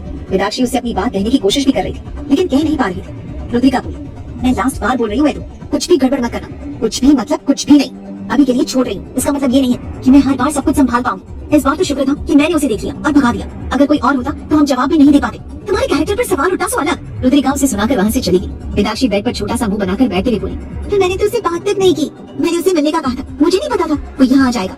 लेकिन वो यहाँ आया कैसे और क्यों आया? उसे तो मेरे फोन कॉल्स का भी रिप्लाई नहीं दिया। वो अभी खुद से ही बातें कर रही थी। तभी मान कमरे में एंटर हुआ। वेदाक्षी ने मान की तरफ देखा। मान के चेहरे के एक्सप्रेशंस उसने अब तक तो ऐसे नहीं देखे थे। वो उसे कुछ कहती उससे पहले ही मान उसके पास आया और उसने अपने दोनों हाथ अपनी पॉकेट में रखकर उसे देखते हुए कहा, तुम अब तक सोई नहीं? वेदाक्षी ने हड़बड़ाकर कहा, मैं सोने जा रही थी। मान ने इसके आगे उसे कोई सवाल नहीं किया और चुपचाप जाकर अपनी जगह लेट गया। वेदाक्षी ने उसे इतना शांत देखा तो उसे अजीब लगा। तब फिर उसने सारी बातों को दरकिनार किया और चुपचाप लेट गई। थोड़ी देर में वेदाक्षी सो चुकी थी, लेकिन माँ की आंखों में नींद नहीं थी। उसने जो रुद्रिका के मुंह से सुना था उसे अब उसके बारे में सब कुछ पता करना था। उसने एक नजर सोई हुई वेदाक्षी को देखा और मन ही मन बोला, आखिर चल क्या रहा है, पता करना होगा। चाहे अंजाम जो भी हो, तुम मेरी पत्नी हो और मुझे छोड़कर कहीं नहीं जा सकती। माँ ने मन ही मन सब कुछ पता करने का सोच लिया था। क्या होगा जब माँ ने ठान लिया था वो वेदांत के बारे में पता लगा कर रहेगा। अगले सुबह वेदाक्षी के उठने से पहले मान जाग चुका था। वेदाक्षी की जब आंख खुली तो उसने देखा कि वो एक पिलो को हक करके सो रही थी। वेदाक्षी जल्दी से उठी और तैयार होकर नीचे चली गई। मान उसे आज नीचे नहीं मिला। उसे अजीब लगा। उसी वक्त उसे सामने से रुद्रिका आती दिखाई दी। वो उसके पास आई। दी आपने? और उसकी बात पूरी सुने बिना ही रुद्रिका उसे इग्नोर करके वहाँ से निकल गई। वो अभी भी उससे कुछ नाराज थी। इधर मान ऑफिस पहुंचा और उसे कैबिन में पहुंचते ही अपने असिस्टेंट को बुला लिया। उसका असिस्टेंट जैसे ही कैबिन में आया, मान ने उसके सामने वेदाक्षी की तस्वीर रख दी। वो हैरान था, उसे समझ नहीं आ रहा था कि उसका बॉस उसे एक लड़की की फोटो क्यों दिखा रहा था। मान ने उसे देखा और बोला, गौरव, ये मिसेस वेदाक्षी मानवीर राजवत है। मुझे उनके बारे में हर एक इन्फॉर्मेशन चाहिए। ये अब मेरे साथ है, लेकिन इससे पहले कहाँ थी, क्या करती थी, उनके टच में कौन कौन था, पास्ट रिलेशनशिप, फ्रेंडशिप, सब कुछ जानना है। सब कुछ मतलब सब कुछ। ध्यान रहे, एक भी डिटेल मिस नहीं होनी चाहिए। गौरव आंखें फाड़े अपने बॉस को देख रहा था। उसे समझ नहीं आ रहा था कि उसका बॉस करना क्या चाहता था। उसे घबराते हुए कहा, पर सर, आपकी वाइफ का नाम तो रुद्रिका। वो डरते हुए अपनी बात पूरी करने की कोशिश कर रहा था। उसे पहले ही मान ने उसे रोकते हुए कहा, वो निर्णय की पत्नी है, मेरी भाभी है, तो जो भी बोलो सोच समझ कर बोलना। ये सुनते ही गौरव के मुंह पर ताला लग गया। ये उसके लिए दूसरा झटका था। उसे दोनों बॉस शादी करके आ चुके थे और उसे पता ही नहीं था। उसे मन ही मन सोचा, लानत है तो जैसे असिस्टेंट पर गौरव, तुझे ये तक नहीं पता कि तेरे बॉस की जिंदगी में क्या चल रहा है। दोनों बॉस शादी कर चुके हैं और तुझे पता ही नहीं। वो भी जो मान सर की होने वाली पत्नी थी, वो निर्णय सर की पत्नी बन चुकी है। वो अपने ही ख्यालों में खोया हुआ था। तभी मान की दोबारा आवाज आई। मैंने जो कहा वो तुमने सुना या नहीं? गौरव ने झट से कहा, जी सर, मैं समझ गया, बस आप मुझे 2 घंटे का समय दीजिए, उसके बाद आपको सारी जानकारी मिल जाएगी। ये कहकर गौरव तुरंत वहाँ से चला गया। मान ने गहरी सांस ली और वेदाक्षी की वो तस्वीर देखने लगा। उस फोटो में वो सफेद क्रॉप टॉप और जीन्स में थी। बालों को उसने आधा बांध रखा था। पाउडर बनाते हुए वो बहुत प्यारी लग रही थी। उसकी फोटो देखकर मान के होंठों पर मुस्कान आ गई। उसने इस फोटो को फ्रेम में डाला और अपनी टेबल पर रख दिया। मान ने उस फोटो को देखते हुए कहा, तुम मेरी जिंदगी में शामिल हो चुकी हो और तुम्हें मैं अपनी जिंदगी से कहीं नहीं जाने दूंगा। सब कुछ तुम्हारी मर्जी से होगा, लेकिन होगा वही जो मैं चाहूंगा। ये कहकर वो मुस्कुरा दिया। उसकी बातों का मतलब क्या था, ये सिर्फ वही जानता था। इधर वेदांत पिटने के बाद अपने घर में बेहाल पड़ा था। उसे लग रहा था घर का चौकीदार होगा जिसने उसे देख लिया और इतनी बुरी तरह से मारा। उसे अपना फोन देखा जिस पर वेदाक्षी के कई मैसेज और मिस कॉल थे। उसे देखकर भी उन्हें नजरअंदाज कर दिया। अब तो तुम खुद ही मेरे पास आओगी, मैं बिल्कुल भी तुम्हारे पास नहीं आने वाला। वही वेदाक्षी रुद्रिका को मनाने की कोशिश में लगी हुई थी। वेदाक्षी की प्यारी प्यारी हरकतों ने रुद्रिका को जल्दी ही मना लिया। रुद्रिका ने वेदाक्षी को देखा और बोली, मैं मान रही हूँ, इसका मतलब ये नहीं है कि तुझे मनमानी करने की छूट मिल रही है। वेदाक्षी ने रुद्रिका से कहा, ती मेरा यकीन मानो, मैंने उसे नहीं बुलाया था। हाँ, हम मिलने वाले थे क्योंकि वो नाराज था। मुझे उसे सब कुछ समझाना था, लेकिन उसे बुलाने का मेरा कोई इरादा नहीं था। रुद्रिका ने उसे देखा, इस बात को यहीं छोड़ दो, किसी के सामने भी इस बात का जिक्र मत करना। मैं नहीं चाहती कि बाद में कोई दिक्कत हो। वेदाक्षी उसकी बात समझ रही थी, इसलिए उसने चुपचाप उसकी बात मान ली। दूसरी तरफ ऑफिस में मान अपने ऑफिस में बैठा काम कर रहा था। तभी निर्णय उसके पास आया और बोला, बड़े भैया, हमारी माताजी का आदेश है, घर चलना है। मान उसे अजीब तरह से देखने लगा तो निर्णय ने कंधे उचकाकर कहा, मुझे भी नहीं पता, उन्होंने बस ये कहा कि दोनों भाई जल्दी से घर आ जाओ। लेकिन निर्णय, अभी मीटिंग है मेरी, मैं मीटिंग छोड़कर कैसे जा सकता हूँ? निर्णय ने मुंह बना लिया, मैं अकेला घर नहीं जाने वाला। अगर अकेला गया तो माँ मुझे डांटेंगी कि मैं तुझे साथ नहीं लाया। मान ने गहरी सांस ली और बोला, तुम ऐसी हरकतें क्यों करती हो कि चाची माँ तुम्हें डांटे? सीरियसली, तुम्हें लगता है मेरी हरकतों की वजह से माँ मुझे डांटती है? भाई, मैं ऐसी कौन सी हरकतें करता हूँ जो मुझे नहीं दिखती पर बाकी सबको दिखती है? निर्णय ने कहा। मान ने गहरी सांस भरी और बोला, देखो वो तेरी सगी माँ है, उन्हें पता होगा ना तेरी हरकतें कैसी है। निर्णय ने सामने वाली कुर्सी पर बैठते हुए कहा, सगी माँ? सीरियसली, मुझसे ज्यादा तो वो तुम्हारी है। चाची माँ का लाडला बनकर बैठा है, सगे बेटे पर तो कोई ध्यान ही नहीं देती। निर्णय ने मजाक में ये बात कह दी थी, लेकिन मान को अजीब लगा। उसे जल्दी से कहा, निर्णय, तुझे सच में ऐसा लग रहा है? अगर ऐसा है तो मुझे माफ करना यार। निर्णय हैरान होकर मान की तरफ देखने लगा। उसे मजाक में कहा था और मान इसे इतना गंभीरता से ले रहा था। उसे जल्दी से कहा, मेरे भाई क्या हो गया है तुम्हें? हम दोनों में इतना तो चलता है यार। वैसे भी तो मुझसे बड़ा है, भले 1 महीने का ही फर्क हो, पर बड़ा तो है ना। तो ऐसा कोई विचार अपने दिमाग में मत लाना, मैंने मजाक में कहा था। मान कुछ देर तक उसे देखता रहा, फिर गहरी सांस लेकर बोला, अच्छा ठीक है, छोड़ ये सब, चल घर चलते हैं। दोनों भाई साथ में घर के लिए निकल गए। दोनों जल्दी ही घर पहुंचे। सब लोग हॉल में बैठे थे। गिरजा जी ने उन दोनों को देखा और मुस्कुराकर बोली, ये दोनों भी आ गए। निर्णय ने उन्हें देखकर कहा, क्या हो गया मम्मा, इतनी जल्दबाजी में ऑफिस से बुलाया? अभी तो आधा दिन ही हुआ है। गिरजा जी ने मान और निर्णय दोनों को देखते हुए कहा, रुद्रिका और वेदाक्षी को शॉपिंग के लिए लेकर जाओ। निर्णय ने झट से कहा, क्या आपने हमें शॉपिंग के लिए बुलवाया है? हाँ, क्या चाहती है, ये लोग शॉपिंग करें और हम उनके पीछे पीछे उनके बैग पकड़ कर घूमे? रुद्रिका ने उसे घूर कर देखा तो निर्णय तुरंत चुप हो गया। गिरजा जी मन ही मन हंस दी। फिर उन्होंने मान को देखते हुए कहा, मान बेटा तैयार हो जा। पर वेदाक्षी मान के साथ कहीं नहीं जाना चाहती थी। उसने बीच में कहा, नहीं मुझे नहीं जाना, मेरा मन नहीं है। सब लोग अब वेदाक्षी को देखने लगे। इस तरह देखने से वेदाक्षी घबरा गई और जल्दी से बोली, सच में मेरा मन नहीं है, मुझे नहीं जाना, और मेरे पास पहले से ही बहुत सारे कपड़े हैं, क्या करूंगी शॉपिंग करके? गिरजा जी ने कहा, तो क्या हुआ, कुछ और खरीद लेना और कम से कम घूम ही लोगी इसी बहाने। लेकिन वेदाक्षी का बिल्कुल मन नहीं था। मान की नजरें लगातार उस पर थी। वो उसकी एक एक हरकत नोटिस कर रहा था। उसने मन ही मन कहा, इस लड़की के नखरे और नाटक कभी खत्म ही नहीं होते। आलोक जी ने कहा, हाँ बिल्कुल, घूम लेना, जाकर तैयार हो जाओ, साथ में अंशिका भी जा रही है। वहीं वेदाक्षी का मन तो कर रहा था कि वो आंगन में लेट जाए और हाथ पैर मारते हुए रो रो कर सबसे कहे कि उसे नहीं जाना तो जबरदस्ती ना की जाए, लेकिन वो ऐसा कर नहीं सकती थी, वरना उसके 24 साल के होने पर सब कुछ शक हो जाता। कुछ देर बाद रुद्रिका और निर्णय अपने कमरे में चले गए। मान ने वेदाक्षी को देखकर कहा, चलो कमरे में तैयार हो जाओ। वेदाक्षी ने मुंह बनाया और मान के पीछे पीछे चल दी। वो चली रही थी कि अचानक उसके दिमाग में एक आइडिया आया। अगले ही पल उसका पैर मुड़ गया और वो जोर से चिल्लाई, मम्मी। मान जो ऊपर बढ़ रहा था उसके कदम रुक गए। उसे जल्दी से पीछे मुड़कर देखा तो वेदाक्षी अपना पैर पकड़े सीढ़ियों पर बैठी थी। वो जल्दी से दौड़ा और उसे तुरंत वेदाक्षी को संभालते हुए कहा, क्या हुआ? तुम चिल्लाई क्यों? क्या हुआ मुझे बताओ। वेदाक्षी ने मन ही मन कहा, शाबाश वेदाक्षी, अब तुझे कहीं नहीं जाना पड़ेगा। उसने फिर से अपना नाटक जारी रखते हुए कहा, मोच आ गई लगता है। हाँ मम्मा, दर्द हो रहा है। उसकी आवाज में इतना दर्द था जैसे उसे बहुत ज्यादा दर्द हो रहा हो। माँ ने तुरंत उसे बिना कुछ कहे गोद में उठा लिया और कमरे में ले गया। माँ के गोद में खुद को पाकर वेदाक्षी का मन कर रहा था कि माँ की बाल नोच ले। उसे हिम्मत कैसी हुई उसे बिना पूछे गोद में उठाने की? लेकिन इस वक्त उसे अपनी एक्टिंग पर ही ध्यान देना था। गिरजा जी और आलोक जी ने भी ये सब देखा और सुना तो आलोक जी ने तुरंत डॉक्टर को फोन कर दिया और दोनों ही ऊपर चले आए। रुद्रिका और निर्णय भी कमरे में आ चुकी थी। माँ ने वेदाक्षी को बेड पर लेटा दिया। रुद्रिका उसके पास गई और उसे डांटते हुए कहा, ध्यान कहाँ रहता है तेरा? कितनी बार कहा गिरती पड़ती मत रहा कर, ठीक से चला कर। वेदाक्षी ने छोटा सा मुंह बनाकर कहा, मैं रोने लगूंगी अब। अगर आपने मुझे और डांटा तो मैं सच में पापा से शिकायत करूंगी। कोई मेरी बात ही नहीं सुनता, सब लोग डांटते रहते हैं। अध्याय का जिक्र सुनकर रुद्रिका चुप हो गई। वजह ये नहीं थी कि अध्याय से उसे डर लगता था। अध्याय उसे भी उतना ही प्यार करता था जितना वेदाक्षी से करता था। असली वजह ये थी कि अब तक अध्याय को वेदाक्षी की शादी के बारे में नहीं पता था। थोड़ी देर में डॉक्टर आ गए। उन्होंने वेदाक्षी का पैर देखा और बोले, अभी तक तो कोई चोट दिख नहीं रही, हो सकता है अंदर चोट लगी हो। पेन किलर स्प्रे का इस्तेमाल कीजिए, हल्की सी मोची लग रही है, थोड़ी देर में ठीक हो जाएगी। डॉक्टर ने उसका इलाज किया और निर्णय उन्हें छोड़ने बाहर चला गया। गिरजा जी ने वेदाक्षी के सिर पर हाथ फेरते हुए कहा, तुझे अगर कोई डांटे तो मुझे बताना, मैं उसे डांट लगाऊंगी, ठीक है? वेदाक्षी उनकी बात सुनकर हल्के से मुस्कुरा दी। उसे ये अच्छा लगा कि कोई उसकी तरफ से बोल रहा था। हालांकि गिरजा जी और आलोक जी दोनों ने ही उसे कुछ गलत नहीं कहा था। ये वेदाक्षी का स्वभाव ही था कि वो लोगों से जल्दी घुल मिल नहीं पाती थी, लेकिन धीरे धीरे शायद वो इन सबसे जुड़ने वाली थी। सब लोगों ने वेदाक्षी को आराम करने को कहा और फिर सब बाहर चले गए। माँ ने गहरी सांस ली और फिर कपड़े लेने अलमारी की तरफ बढ़ा। तभी उसकी नजर शीशे में वेदाक्षी पर पड़ी और उसके माथे पर बल पड़ गए क्योंकि वेदाक्षी बहुत खुश हो रही थी। उसने मन ही मन कहा, अच्छा तो ये इसका नाटक है, तुम्हें तो मैं बताता हूँ। लेकिन इस वक्त उसने कुछ भी नहीं किया और चुपचाप अपने कपड़े लेकर बाथरूम में चला गया। लेकिन तभी अचानक वेदाक्षी की जोर की चीख निकली। मान हैरान था कि अचानक क्या हुआ। वो जल्दी से टॉवल लपेटकर बाहर आया तो सामने वेदाक्षी को देख उसके होश उड़ गए। आखिर क्या हुआ था वेदाक्षी के? मान कमरे की तरफ ऊपर बढ़ रहा था। तभी वेदाक्षी की तेज दर्द भरी चीख ने पूरे घर की खामोशी को चीर दिया। चीख सुनते ही मान की सांसें थम गई। उसे झटके से पीछे मुड़कर देखा। वेदाक्षी सीढ़ियों पर अपना पैर पकड़े बैठी थी। उसके चेहरे पर दर्द की लकीरें साफ दिख रही थी। मान की आंखों में एक पल के लिए घबराहट छा गई। वो तेजी से दौड़कर उसके पास पहुंचा। घुटनों के बल बैठते हुए उसने वेदाक्षी का हाथ पकड़ लिया। क्या हुआ? तुम चिल्लाई क्यों? कहाँ लगी मुझे बताओ। वेदाक्षी ने मन ही मन कहा, शाबाश बेटा वेदाक्षी, अब तुझे कहीं नहीं जाना पड़ेगा। उसे अपना ड्रामा जारी रखते हुए आंखें सिकोड़ी और हल्की कहा के साथ बोली, मोच आ गई लगता है, बहुत दर्द हो रहा है। हाँ मम्मा, बर्दाश्त नहीं हो रहा। उसकी आवाज में इतना दर्द था जिसे न जाने कितनी तकलीफ हो रही हो। माँ ने बिना एक पल गवाए बिना कुछ पूछे उसे सहारा देते हुए गोद में उठा लिया। वेदाक्षी का दिल बैठ गया, लेकिन अभी तो उसे अपनी एक्टिंग पर ही फोकस रखना था, बाकी सब बाद में। नीचे से गिरजा जी और आलोक जी ने जब ये सब देखा तो फौरन डॉक्टर को कॉल किया। दोनों तेजी से ऊपर की तरफ बढ़े। रुद्रिका और निर्णय भी घबराहट में कमरे की ओर दौड़ पड़े। माँ ने बेहद सावधानी से वेदाक्षी को बेड पर लेटाया। उसकी निगाहें उसके चेहरे पर टिकी थी, ये चेक करते हुए कि कहीं और तो चोट नहीं लगी। रुद्रिका झट से उसके पास आई और चिल्लाते हुए बोली, ध्यान कहाँ रहता है तेरा? हाँ, कितनी बार कहा है, गिरती पड़ती मत रहा कर, ठीक से चला कर, समझी? वेदाक्षी ने छोटा सा मुंह बनाया, होंठ फुलाकर नाटक वाले अंदाज में बोली, अब मैं रोने लगूंगी। अगर तुमने मुझे और डांटा तो सच में पापा से शिकायत करूंगी। कोई मेरी बात ही नहीं सुनता, सब लोग बस डांटते रहते हैं। अध्याय का नाम सुनकर रुद्रिका के होंठ सिल गए। वजह ये नहीं थी कि उसे अध्याय से डर लगता था। अध्याय तो उसे भी उतना ही प्यार करते थे जितना वेदाक्षी को। असली वजह ये थी कि अभी तक अध्याय को वेदाक्षी की शादी के बारे में कुछ पता ही नहीं था, और अगर पता चला तो तूफान आना तय था। थोड़ी देर में डॉक्टर आ गए। उन्होंने ध्यान से वेदाक्षी का पैर चेक किया, फिर बोले, अभी तो कोई गंभीर चोट नजर नहीं आ रही, हो सकता है हल्की अंदरूनी मोच हो। पेन किलर स्प्रे यूज कीजिए, 2-3 दिन में ठीक हो जाएगी। निर्णय उन्हें बाहर तक छोड़ने चला गया। गिरजा जी ने प्यार से वेदाक्षी के सर पर हाथ फेरते हुए कहा, बेटा तुम्हें यहाँ कौन डांटता है, बताओ तो जरा मुझे। अगर कोई डांटे तुम्हें तो सीधे मुझे बताना, मैं उसे ठीक कर दूंगी, समझी?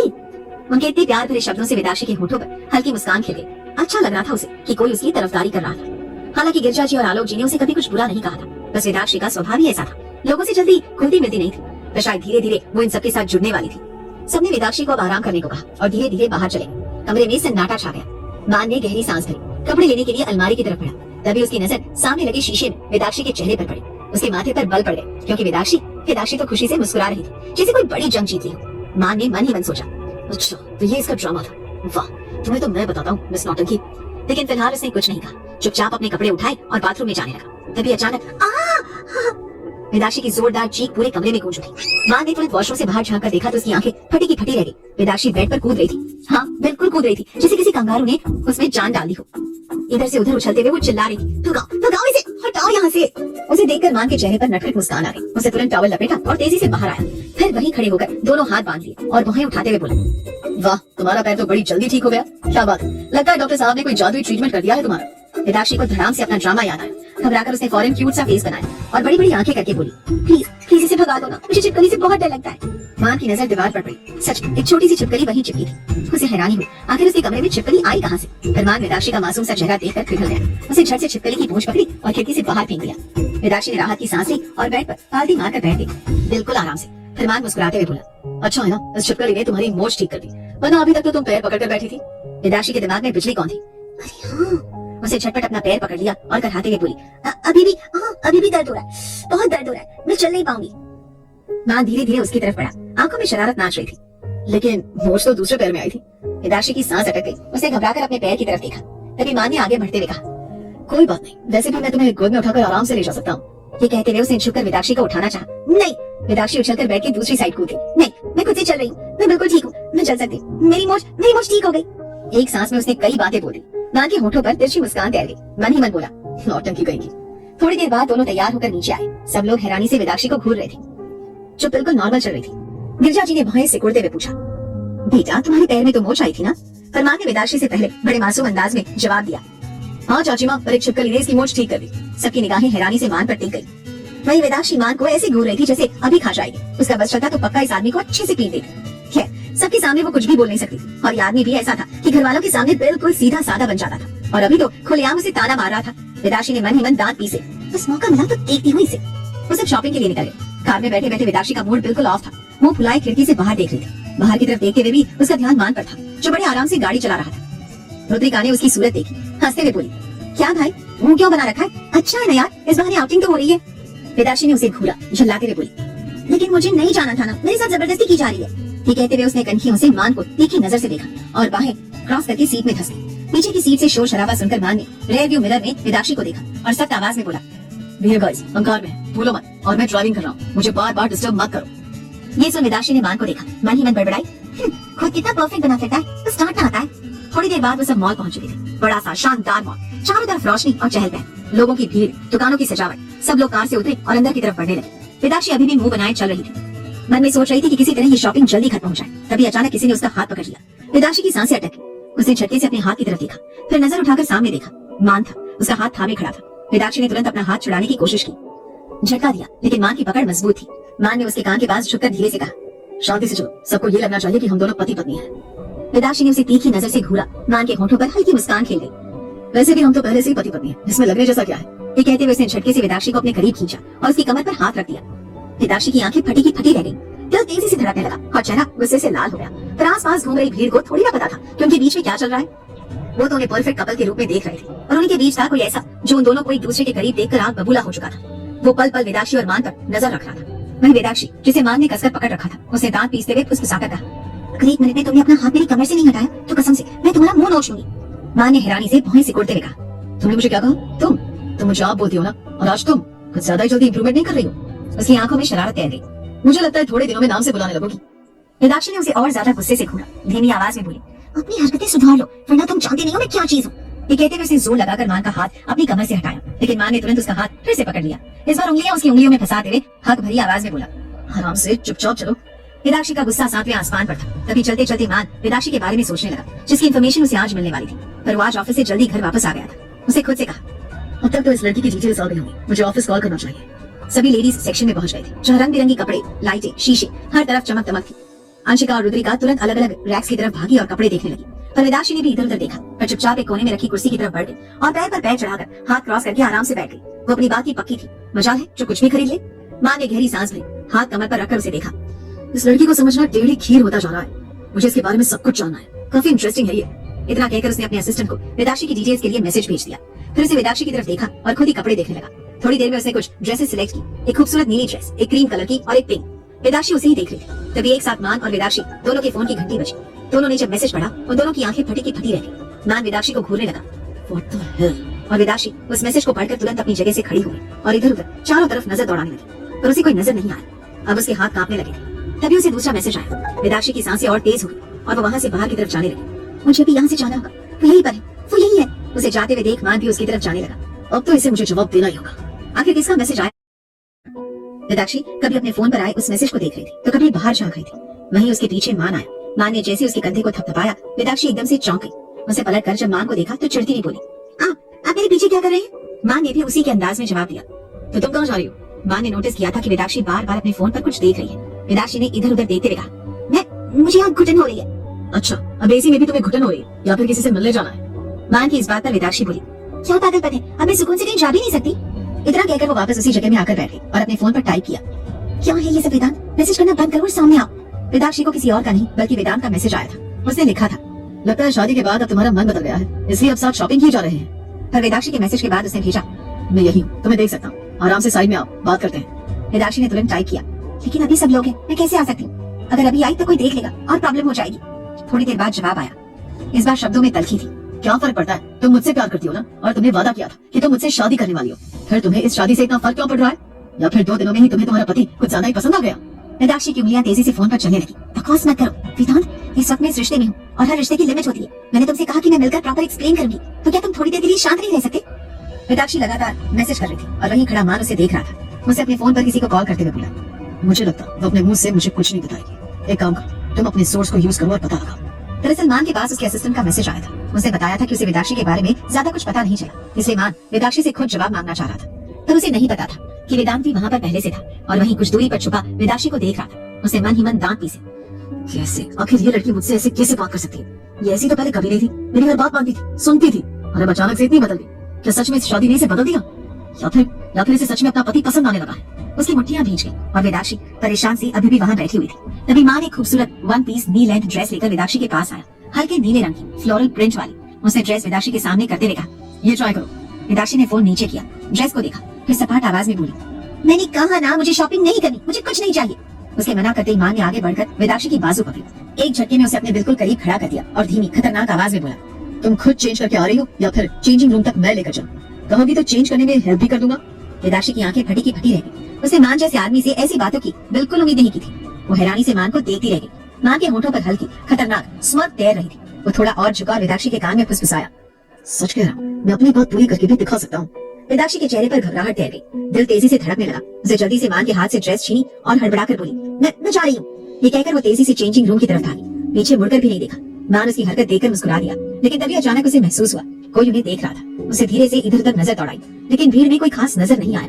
फिर भी उसकी छठी इंद्री उसे बता रही थी कोई था जो उन्हें, खासकर वेदाक्षी को बड़ी बारीकी से देख रहा था। मान की आंखें संकरी हो गई, कौन है और क्यों वेदाक्षी पर नजर रखे हुए है? लेकिन उसे कोई भी सस्पिशियस इंसान नजर नहीं आया। हाँ, वेदांत की एक झलक उसे जरूर नजर आई थी, लेकिन उस पर उसका डाउट नहीं गया, क्योंकि वो उस इंसान को जानता ही नहीं था। पर वेदांत अब भी वहीं खड़ा था, एक अंधेरे कॉर्नर में छिपा हुआ। उसकी आंखों में एक अजीब सी बेचैनी और जुनून था।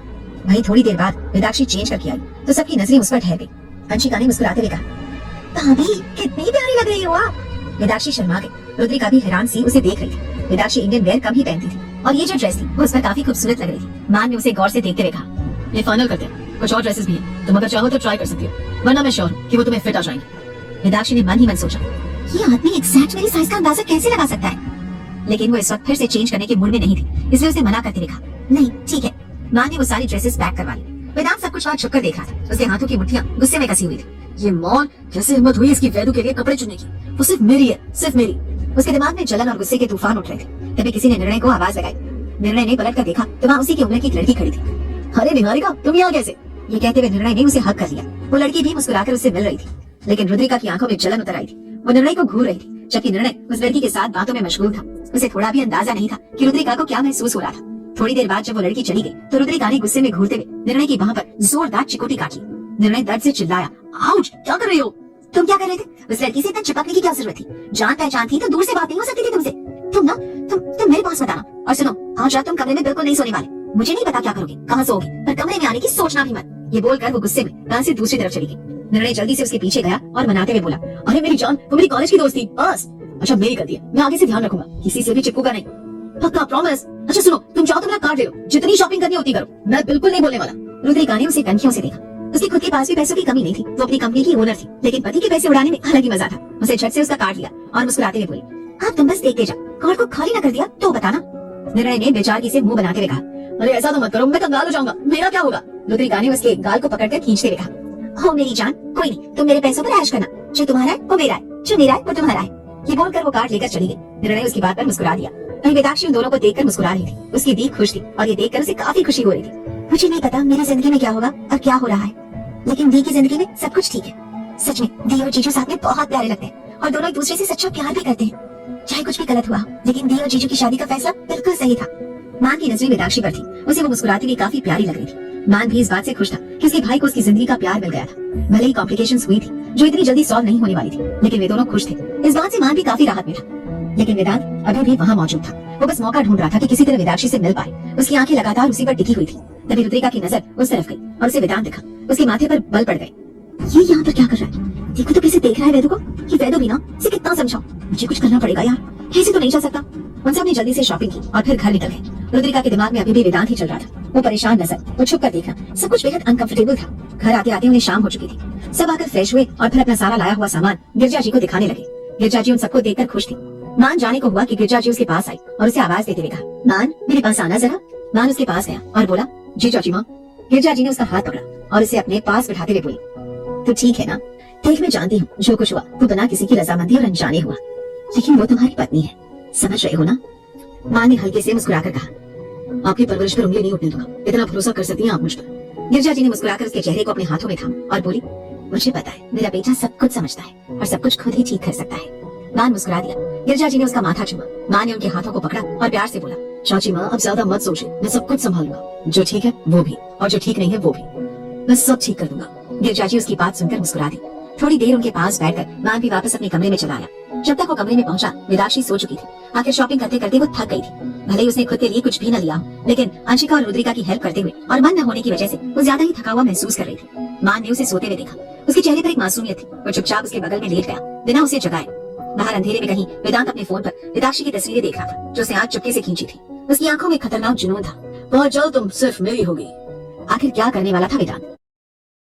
एक तरफ वेदांत जलन की आग में जल रहा था, वहीं दूसरी तरफ मान वेदाक्षी के बारे में जानने के लिए परेशान था। वो कमरे में आया तो उसने देखा वेदाक्षी सो चुकी थी। उसके होठों पर अपने आप ही हल्की मुस्कान तैर गई, पर तभी उसकी नजर उसके सूटकेस पर गई जो अभी भी वैसा का वैसा ही पड़ा था। उसे धीरे से सूटकेस उठाया और टेबल पर रखते हुए उसे खोला।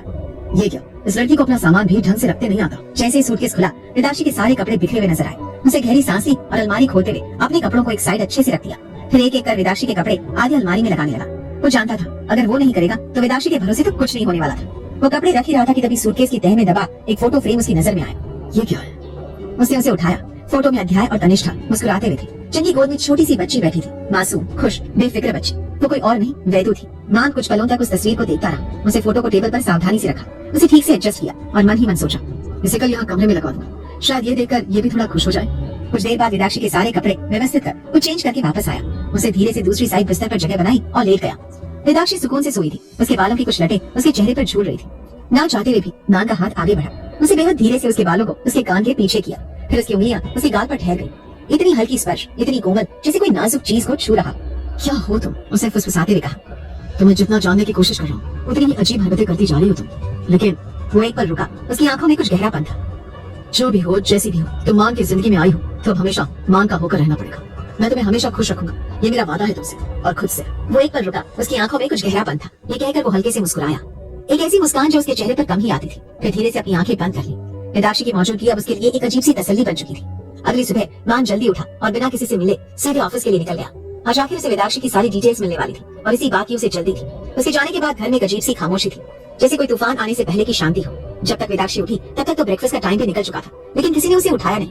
रुद्रिका को ऑफिस जाना था, इसलिए वो भी जल्दी निकल गई थी। वेदाक्षी की भी थोड़े दिनों में इंटर्नशिप स्टार्ट होने वाली थी और ये बात घर में सबको पता थी। रुद्रिका ने पहले ही सबको बताया था। आखिर उसके बाद वेदू को भी तो एक काबिल वकील बनना था। आखिरकार वेदाक्षी ने आंखें खोली और फोन पर टाइम देखा तो वो चौंक गई। 11 बजे? Oh no! वो बिस्तर पर उछलते हुए बोली, ओह गॉड, मैं इतनी देर तक कैसे सोती रही और दीदी ने मुझे उठाया क्यों नहीं? सब लोग क्या सोच रहे होंगे मेरे बारे में कि मैं कितना सोती हूँ। उसे झटके से चारों तरफ देखा जैसे वो कुछ ढूंढ रही हो। फिर अचानक उसे याद आया, अरे वो पंपकिन की शक्ल का आदमी, उसने भी मुझे नहीं उठाया। वेदाक्षी ने तकिया पर घूंसा मारते हुए कहा, मेरे साथ ही ऐसा क्यों होता है? ये कहते हुए उसने मुंह बना लिया। वो जल्दी से उठकर बाथरूम की तरफ भागी। अब जब मान यहाँ नहीं था तो उसे कोई टेंशन नहीं थी। वो आराम से नहाकर बाथरूम पहनकर बाहर निकली। उसे अपना सूटकेस खोला, लेकिन है वो हैरानी से बोली, मेरे सारे कपड़े कहाँ गए? इसमें तो मेरे एक भी कपड़े नहीं है। तभी उसकी नजर सामने की दीवार पर पड़ी जहाँ वो फोटो फ्रेम लगी थी जो वेदाक्षी लाई थी। वो और हैरान हो गई। उसे जल्दी से अलमारी खोली तो देखा उसके सारे कपड़े बड़े अच्छे तरीके से अरेंज किए गए थे, रंगों और टाइप के हिसाब से एकदम परफेक्ट। क्या ये सब उस खड़ूस आदमी ने किया है? वेदाक्षी ने अपने आप से कहा। उसकी आवाज में अविश्वास था। यकीन नहीं होता वो इतनी स्वीट जेस्चर कर सकता है। तभी उसकी नजर दरवाजे की साइड में चिपकी एक चिट पर गई। उसके दिल की धड़कन अचानक तेज हो गई। उसने धीरे से नोट उतारा। तुम्हारे कपड़े अरेंज कर दिए गए हैं। जैसे कि मेरी जिंदगी में आधा हक तुम्हारा है, वैसे ही मेरी हर चीज पर आधा तुम्हारा हक है, इसीलिए ये अलमारी भी आधी तुम्हारी हुई। न जाने क्यों ये पढ़कर वेदाक्षी की धड़कनें और तेज हो गई, उसकी सांसें उलझ गई, उसके हाथों में वो नोट कांपने लगा। ये क्या हो रहा है मेरे साथ? वेदाक्षी ने अपने सीने पर हाथ रखा, उसकी आंखों के सामने मान का चेहरा घूम गया। वो मुस्कुराहट, वो नजरें, वो आवाज। नहीं नहीं नहीं नहीं, उसे जोर से अपना सिर हिलाया। वेदाक्षी होश में आ, ये बस एक नोटिस है और कुछ नहीं, तो इतना मत सोच।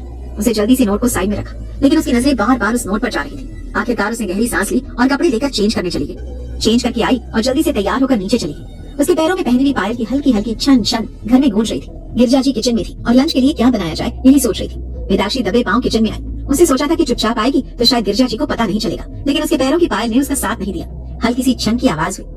गिरजा जी ने बिना पीछे मुड़े मुस्कुराते हुए कहा, उठ गई तुम, चलो यहाँ आकर बैठो, कुछ खा लो। वेदाक्षी ने हैरानी से कहा, आपको कैसे पता चला आंटी? उसके मुंह से आंटी सुनकर गिरजा जी ने पीछे पलटकर उसे घूरते हुए कहा। उनकी आंखों में शरारत थी, लेकिन आवाज में सख्ती। फिर से आंटी कहा ना तो तुम देखना, मैं भी सीरियल की वही टिपिकल सास बन जाऊंगी, समझी तुम? उनकी बात सुनकर वेदाक्षी ने छोटा सा मुंह बनाया और धीरे से बोली, सॉरी चाची माँ। गिरजा जी की आंखें नरम हो गई। उन्होंने प्यार से वेदाक्षी को अपने पास बिठाया और उसके सामने नाश्ता लगाने लगी। वेदाक्षी ने खाते हुए पूछा, दी कहाँ गई? ऑफिस गई है, उसकी आज एक जरूरी मीटिंग थी। गिरजा जी ने जवाब दिया। वेदाक्षी ने कुछ नहीं कहा और चुपचाप खाने लगी। तभी गिरजा जी ने पूछा, दोपहर के लिए खाने में क्या बनाऊं? क्या खाना पसंद है तुम्हें? वेदाक्षी ने उन्हें देखा और झटके से बोली, दोपहर का खाना आप क्यों बनाओगी? शेफ नहीं है क्या? नहीं, आज शेफ छुट्टी पर है। तो फिर आलू पूरी बना दो। वेदाक्षी ने एकदम से एक्साइटमेंट में कहा, या फिर जीरा राइस, मुझे दोनों बहुत पसंद है। उसकी इस मासूम एक्साइटमेंट को देखकर गिरजा जी के चेहरे पर एक प्यारी सी मुस्कान आ गई। वेदाक्षी को अचानक एहसास हुआ कि उसने कितनी बेसब्री से अपनी पसंद बता दी। उसे जल्दी से खुद को कंट्रोल किया और थोड़ा शर्मिंदा होते हुए बोली, सॉरी, मेरा मतलब है सब लोग जो खा लेंगे और आप सबको जो पसंद हो वो बनाइए, मैंने अपनी मर्जी से। गिरजा जी ने हंसते हुए उसका हाथ पकड़ा और कहा, तुम तो ऐसे डर रही हो जैसे कोई गुनाह कर दिया। उन्होंने वेदाक्षी की आंखों में देखते हुए कहा, सुनो बेटा, ये घर तुम्हारा भी है, तुम्हारा अपना घर। यहाँ डरने की या झिझकने की कोई जरूरत नहीं है। खुलकर जियो, जैसे रहना वैसे रहो, कोई तुम्हें कुछ नहीं कहने वाला, समझी? उनकी आवाज में इतनी ममता थी कि वेदाक्षी की आंखें भर आई। उसे बस सिर हिला दिया, कुछ बोल नहीं पाई। गिरजा जी ने उसके सिर पर हाथ फेरा। और हाँ, आलू पूरी ही बनाऊंगी, मुझे भी बहुत दिनों से खाने का मन था। वेदाक्षी की आंखों में चमक लौट आई। उधर मान ऑफिस पहुंचा और उसे जाते ही गौरव को अपने कैबिन में बुला लिया। गौरव जानता था उसे क्यों बुलाया जा रहा है, इसलिए वो पूरी तैयारी करके गया था। उसे कैबिन में घुसते ही बिना कुछ कहे अपने बॉस के सामने फाइल रख दी। मान ने एक पल के लिए गौरव को देखा, फिर उसकी नजरें फाइल पर गई। उसे फाइल खोली और पढ़ना शुरू किया। उसके चेहरे पर कोई एक्सप्रेशन नहीं था। तभी गौरव ने थोड़ा घबराते हुए कहा, सर वैसे कहना नहीं चाहिए पर उसने एक पल रुककर गहरी सांस ली। मिसेस राजावत का एक बॉयफ्रेंड है। मान की उंगलियां फाइल के पन्ने पर रुक गई, लेकिन उसने ऊपर नहीं देखा। गौरव ने घबराकर जल्दी से आगे कहा, हो सकता है उनका ब्रेकअप हो गया हो सर। मुझे जो इन्फॉर्मेशन मिली है वो कुछ हफ्ते पहले तक की है, लेकिन जो भी इन्फॉर्मेशन है सब बताओ। मान ने बीच में रोकते हुए कहा। उसकी आवाज ठंडी थी। मैंने तुमसे उसके बारे में सब कुछ पता करने को कहा था। सब कुछ मतलब सब कुछ, कुछ भी छूटना नहीं चाहिए। जल्दी बोलना स्टार्ट करो, क्या क्या पता लगा है? गौरव ने घबराते हुए कहा। जी सर, उनका एक बॉयफ्रेंड है, वेदांत राजन। दोनों पिछले 2.5 सालों से एक दूसरे को डेट कर रहे थे। उसने एक पल रुककर मान की प्रतिक्रिया देखी, लेकिन मान का चेहरा पत्थर की तरह था। और सर कुछ दोस्त हैं जो उनके साथ ही पढ़ते हैं। मिसेस राजावत तो सिर्फ अपनी बहन की शादी के लिए यहाँ आई थी। उन्हें नहीं पता था कि उनकी भी शादी हो जाएगी। गौरव ने ये कहा ही था कि मान ने धीरे से ऊपर देखा। उसकी आंखों में एक अजीब सा भाव था। मान ने धीमी लेकिन सख्त आवाज में कहा, मैंने ये नहीं पूछा, जो मैंने पूछा है सिर्फ वही बताओ। सॉरी सर, गौरव ने हड़बड़ाकर कहा। एक्चुअली बात ऐसी है कि इस वेदांत राजन के बारे में जो पता लगा है वो। उसे रुककर मुंह का पानी गुटक कर कहा, सुनने में आ रहा है कि इस आदमी का कैरेक्टर कुछ ठीक नहीं है। मान ने सिर उठाकर गौरव को देखा। इस बार उसकी आंखों में एक अलग ही तीव्रता थी। गौरव ने आगे कहा, सर ये वेदांत राजन, इससे पहले भी कई रिलेशनशिप्स रहे हैं और हर बार ये किसी न किसी बहाने से ब्रेकअप कर देता है। इसका एक पैटर्न है, पहले बहुत प्यार दिखाना, फिर पैसे उधार लेना और फिर गायब हो जाना। मान की आंखें सिकुड़ गई। और सर इसकी एक पुरानी गर्लफ्रेंड ने केस भी किया था कुछ महीने पहले, इमोशनल ब्लैकमेल और फ्रॉड का, लेकिन बाद में केस वापस ले लिया गया। सुनने में आया है कि लड़की के फैमिली ने सेटलमेंट कर लिया। मान ने फाइल बंद कर दी और गहरी सांस ली। इसके अलावा ये वेदांत अभी भी मिसेस राजवत से संपर्क में है। कल भी इन दोनों की बात हुई थी, लगभग 15 मिनट की कॉल थी। इस बात पर मान की जबड़े की मांसपेशियां सख्त हो गई। उसे मॉल का वो सीन याद आ गया जब वेदाक्षी फोन पर किसी से बात कर रही थी। क्या वेदाक्षी के बारे में जानने के वेदाक्षी और वेदांत के रिश्ते के बारे में जानने के बाद मान थोड़ा सीरियस हो गया था, लेकिन जब उसे वेदांत की सच्चाई पता चली तो उसकी आंखों में गुस्सा तैरने लगा था। तभी गौरव ने आखिरी बार कहा, और सर इस वेदांत के कुछ सस्पिशियस कनेक्शंस भी हैं। कुछ ऐसे लोगों से कनेक्ट हैं जो सही नहीं है। मान ने काफी देर तक कुछ नहीं कहा, फिर धीरे से बोला, ठीक है, उस पर किसी को नजर रखने के लिए कहा। 24/7 ट्रैकिंग, उसकी हर मूवमेंट, हर कॉल, हर मीटिंग, सब कुछ मुझे चाहिए। गौरव हैरान था। उसने मन ही मन सोचा, अच्छा तो सर को फर्क पड़ता है? मान ने आगे कहा, वैसे भी मेरे पास इतना फालतू टाइम नहीं है कि मैं एक आदमी के पीछे खुद इतना टाइम बर्बाद करता रहूं। और भी काम है मेरे पास, लेकिन उसे रुककर गौरव को देखा। इसका मतलब ये नहीं कि मैं इसे इग्नोर कर रहा हूँ, समझे? गौरव को समझ नहीं आया कि क्या कहे। मान ने फाइल उसकी तरफ बढ़ाते हुए कहा, और गौरव ये सब बातें सिर्फ तुम्हें और मुझे पता होनी चाहिए, किसी और को नहीं, खासकर वेदाक्षी को नहीं। जी सर। गौरव ने फाइल वापस ले ली। अभी के लिए बस इतना ही है, जाओ। मान ने कहा और अपनी कुर्सी में पीछे की तरफ टिक गया। मान को इतना शांत देखकर गौरव सोच में पड़ गया। सर इतना सब कुछ सुनने के बाद भी कोई रिएक्शन नहीं। भाई वो उनकी बीवी है जिसका पहले से एक बॉयफ्रेंड है और वो भी एक धोखेबाज। आखिर चल क्या रहा है इनके दिमाग में? जबकि मान के दिमाग में कुछ और ही चल रहा था। तो यही वो बात है, इसीलिए वो इतनी परेशान थी, इसीलिए उसकी आंखों में वो डर था। उसने अपनी मुट्ठियां भींची। लेकिन सवाल यह है कि वो अभी भी उस वेदांत से बात क्यों कर रही है? क्या वो अभी भी उससे प्यार करती है? ये ख्याल आते ही मान के सीने में एक अजीब सा दर्द उठा। नहीं, अभी नतीजे पर पहुंचने का टाइम नहीं है, पहले पूरी सच्चाई पता लगानी होगी। तभी उसे गौरव याद आया जो अभी भी वहाँ खड़ा था। मान ने उसे देखा और थोड़ा चिढ़ते हुए कहा, तुम्हारे पास और कोई काम नहीं है? ऐसा है तो मुझे बताओ, मैं तुम्हें कुछ एक्स्ट्रा काम दे देता हूँ। गौरव ने हड़बड़ा कर कहा, नहीं सर, मेरे पास बहुत काम पड़ा है, मैं जा रहा हूँ। ये बोलकर वो जल्दी से कैबिन से निकल गया। मान अकेला रह गया। उसने अपनी कुर्सी घुमाई और खिड़की से बाहर देखने लगा। विदाक्षी आखिर क्या चाहती हो तुम? उधर घर पर विदाक्षी इस वक्त अपने कमरे में थी।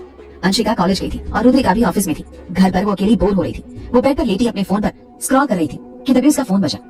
वेदांत कॉलिंग। फोन पर उसका नाम देखकर विदाक्षी की सांस रुकी। उसने फोन को घूरा जैसे वो कोई खतरनाक चीज हो। अब क्या चाहिए इसे?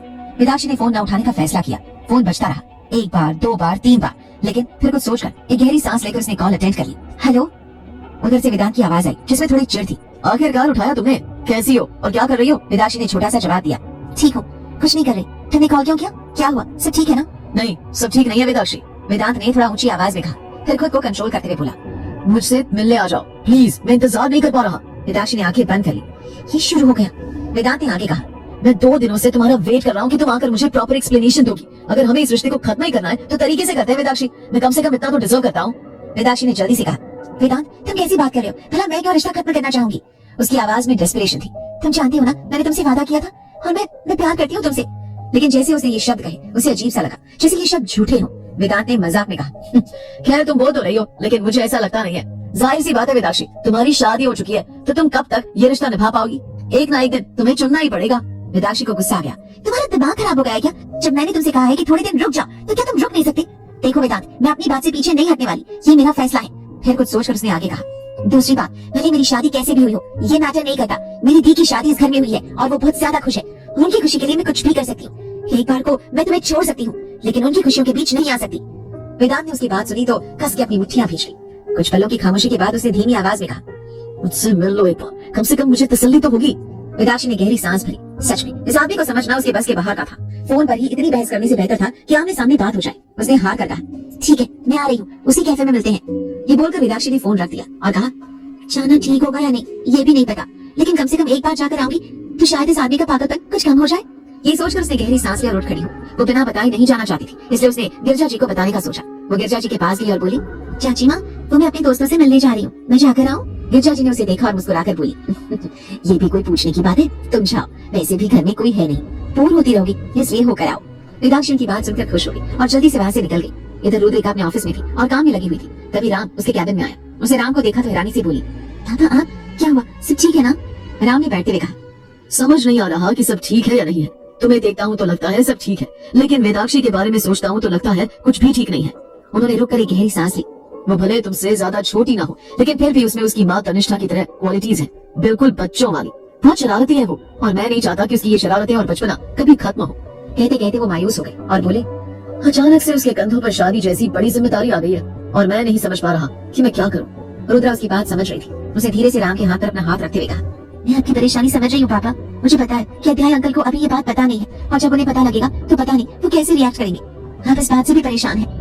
उसने एक पल रुककर अपने पिता की आंखों में देखा, लेकिन पापा मुझे वैदू का पता है, वो भले कितनी ही शरारती हो, रिश्तों को निभाना अच्छे से जानती है और वो वैसे भी बहुत प्यारी है। सब लोग उसे वहाँ पर भी बहुत प्यार करते हैं, तो आपको इस बारे में टेंशन लेने की जरूरत नहीं है। जो बातें ठीक है वो बेहतर होती जाएंगी और जो ठीक नहीं है वो ठीक हो जाएंगी, तो थोड़ा वक्त देने की जरूरत है। राम ने उसे देखा और फिर बोले, हाँ पर फिर भी डर लगता है। वेदाक्षी के लिए फैसला लेने का हक सिर्फ अध्याय और तनिष्ठा का था, और वो फैसला मैंने ले लिया। मुझे बस इसी बात का थोड़ा सा डर है। रुद्रा हल्के से मुस्कुराई और बोली, अब शर्त लगा लो, अध्याय अंकल कभी आपके फैसले को गलत नहीं मानेंगे। वैसे भी पापा आप मान से मिल चुके हैं ना, वो बहुत सुलझा हुआ इंसान है, बहुत स्वीट है।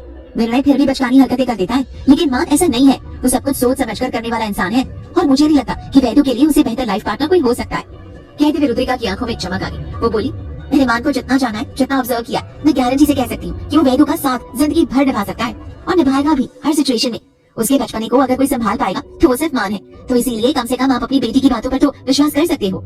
उसकी बात सुनकर राम मुस्कुरा दिए। ठीक है, वैदू के बारे में बहुत बातें हुई, अब तुम बताओ, तुम सच में खुश हो ना? क्योंकि मैंने निर्णय को देखा है। मैं ये नहीं कहता कि वो बुरा इंसान है, लेकिन वो काफी मनचला किस्म का इंसान है। तभी पीछे से आवाज आई, क्या ससुर जी, तारीफ तो ढंग से करो। रुद्रिका और राम दोनों हैरान थे। दोनों ने पीछे मुड़कर देखा तो वहाँ पर निर्णय खड़ा था। रुद्रिका ने उसे देख हैरानी से कहा, तुम यहाँ क्या कर रहे हो? तुम्हारी मीटिंग थी ना आज, तुम और माँ दोनों मीटिंग में जाने वाले थे, तो तुम यहाँ क्या झक मारने आए हो? निर्णय ने मुंह बनाया और बोला, मेरी मीटिंग थी लेकिन मान भाई ने वो कैंसिल कर दी, इसलिए मैंने सोचा तुमसे मिलने तुम्हारी कंपनी चलाऊं, लेकिन मैंने सुना कि यहाँ पर तो मेरी चुगलियां हो रही है। वो चलकर अंदर आया और उसने राम के पास वाली चेयर पर बैठते हुए कहा, और ससुर जी, मैं कैसा भी इंसान हूँ लेकिन मैं आपसे इतना वादा करता हूँ कि आपकी बेटी को सर आंखों पर रखूंगा। उसकी आवाज में गंभीरता थी जो उसके चेहरे पर भी साफ झलक रही थी। और मैं अपना वादा पूरा न कर पाया ना तो चाहे आप खुशी खुशी मेरी जान ले लेना, उस दिन मैं आपसे कुछ भी नहीं कहूंगा। राम ने निर्णय को घूर कर देखा तो निर्णय ने मुस्कुराकर कहा, थप्पड़ लगाना चाहते हैं तो लगा सकते हैं, आज तक मार पापा की बहुत मार खाई है, आप भी तो मेरे पापा हैं, मार लीजिए, कोई फर्क नहीं पड़ेगा। ये कहते हुए उसने राम का हाथ पकड़ा और अपने हाथ में लेकर आराम से कहा, मानता हूँ मेरा तरीका गलत था लेकिन मेरा प्यार गलत नहीं है, और एक दिन आप खुद मुझे कहेंगे कि रुद्रिका के लिए मुझसे बेहतर आपको कोई लाइफ पार्टनर नहीं मिल सकता था। ये मेरा वादा है आपसे, और जिस दिन आपको ऐसा लगे कि मैं गलत हूँ उस दिन अपनी बेटी को ले जाइएगा, मैं बिना किसी झिझक के अपनी गलती मान लूंगा। निर्णय की बात अभी पूरी भी नहीं हो पाई थी कि एकदम से राम ने अपनी जगह पर उठते हुए कहा, बस बहुत हुआ। उनके चेहरे पर गुस्सा देखकर रुद्रिका और निर्णय दोनों ही घबरा उठे। क्या राम कभी निर्णय को माफ कर? राम के चिल्लाते निर्णय पूरी तरह से शांत हो गया। उसने एक बार रुद्रिका की तरफ देखा फिर धीरे से बोला, मैं जानता हूँ आप मुझसे नाराज है, पर यकीन मानिए आपकी बेटी मेरे साथ खुश है। राम अपनी जगह पर बैठते हुए बोले, मुझे रुद्रिका की फिक्र नहीं है, मुझे फिक्र है वेदाक्षी की, उसके लिए क्या कहोगे तुम? वेदाक्षी के बारे में सुनकर निर्णय कुछ देर सोचा और फिर मुस्कुराकर बोला, रही बात वेदु की तो उसकी बहन और उसके जीजू दोनों उसी घर में रहते हैं, और उससे भी बड़ी बात यह है कि जिसकी पत्नी बनकर वो उस घर में गई है ना, वो मेरा बड़ा भाई है और मुझसे लाख गुना बेहतर है वो इंसान। आपकी दोनों बेटियां सही हाथों में है, आप विश्वास कर सकते हैं हम दोनों भाइयों पर। मैं वादा करता हूँ कि आपको कभी शिकायत का मौका नहीं मिलेगा। राम बड़े गौर से निर्णय को देख रहे थे। उसने जितनी संजीदगी से ये सारी बातें कही थी उसे साफ पता लग रहा था कि वो बिल्कुल भी मजाक नहीं कर रहा, और ये बातें मजाक में करने लायक थी भी नहीं। और निर्णय की हर एक बात राम के दिल में उतरती जा रही थी। उन्हें निर्णय कभी बुरा नहीं लगता था, बस उसका थोड़ा लापरवाही भरा बिहेवियर देखकर उन्हें थोड़ा डाउट होता था, लेकिन निर्णय की ये सारी बातें उनके मन को तसल्ली दे गई थी। राम ने हल्के से उसके हाथ को थपथपाया और मुस्कुरा दिया। राम को भरोसा होते देख रुद्रिका भी मुस्कुरा दी। इसके बाद राम अपनी जगह से उठते हुए बोले, चलो ठीक है मैं चलता हूँ, तुम दोनों अपना कंटिन्यू रखो। ये कहते हुए वो मुस्कुराते हुए वहाँ से निकल गए। उनके जाने के बाद निर्णय ने रुद्रिका की तरफ देखा। रुद्रिका उठकर उसके पास आई और सीधा जाकर उसकी गोद में बैठते हुए बोली, क्या बात है, बड़ी जल्दी मना लिया मेरे पापा को? निर्णय ने मुस्कुराते हुए उसे देखा और बोला, तुम्हारे लिए कुछ भी मेरी जान, तुम्हें तुम्हारे शादी वाले दिन मंडप से भगा सकता हूँ, तो तुम्हारे पापा को क्यों नहीं मना सकता भला? रुद्रिका उसकी बात सुनकर मुस्कुरा दी और उसके गले से लग गई। निर्णय ने भी उसे अपने आगोश में भर लिया। इधर वेदाक्षी वेदांत से मिलने कैफे पहुंच चुकी थी और उसके आने का वेट कर रही थी। उसने मन ही मन कहा, मुझे बुलाकर खुद कहाँ गायब है, ये तक आया क्यों नहीं? वो यही सोच रही थी कि तभी वेदांत उसे आता हुआ नजर आया। उसे राहत की सांस ली कि तभी वेदांत ने उसके पास आकर कहा, लगा नहीं था कि तुम आओगी, और वो भी टाइम से पहले आ गई, काफी सरप्राइजिंग बात है ये सुनकर वेदाक्षी का मुंह बन गया।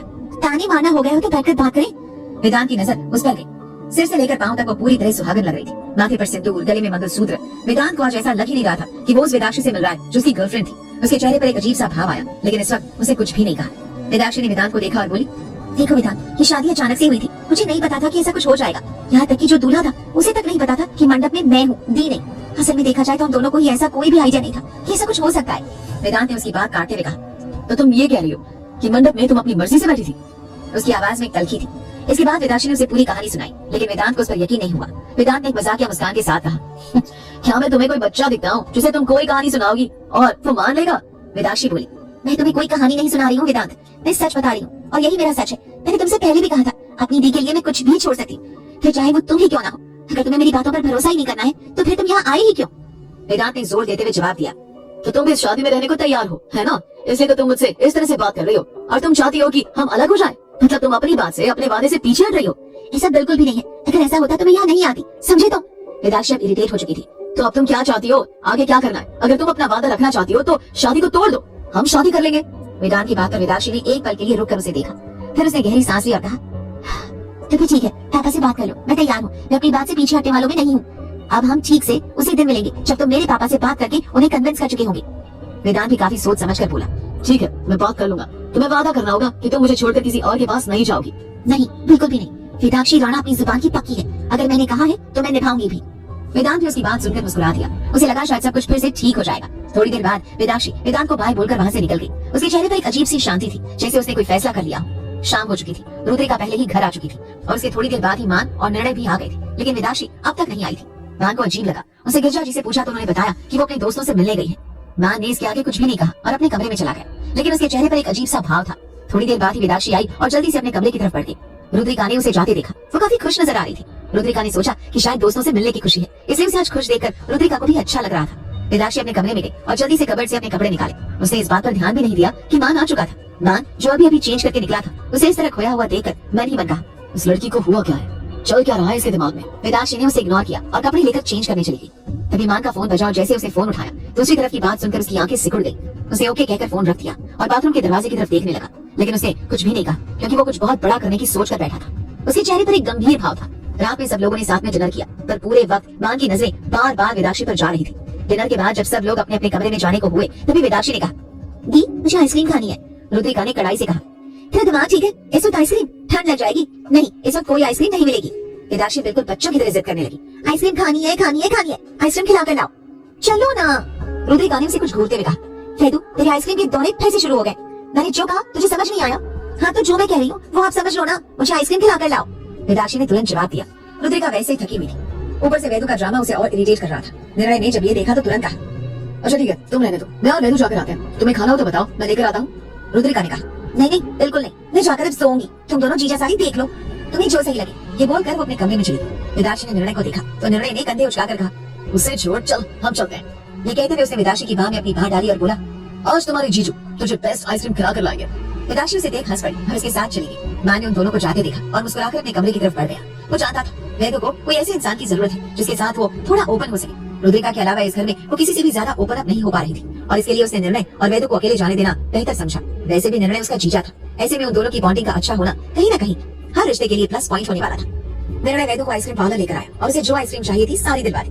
निर्णय ने मन ही मन कहा, अब मान जैसे इंसान को एक बच्चे जैसी पत्नी मिली है, मुझे लगता है उसे अपने रिश्ते पर काफी मेहनत करनी पड़ेगी।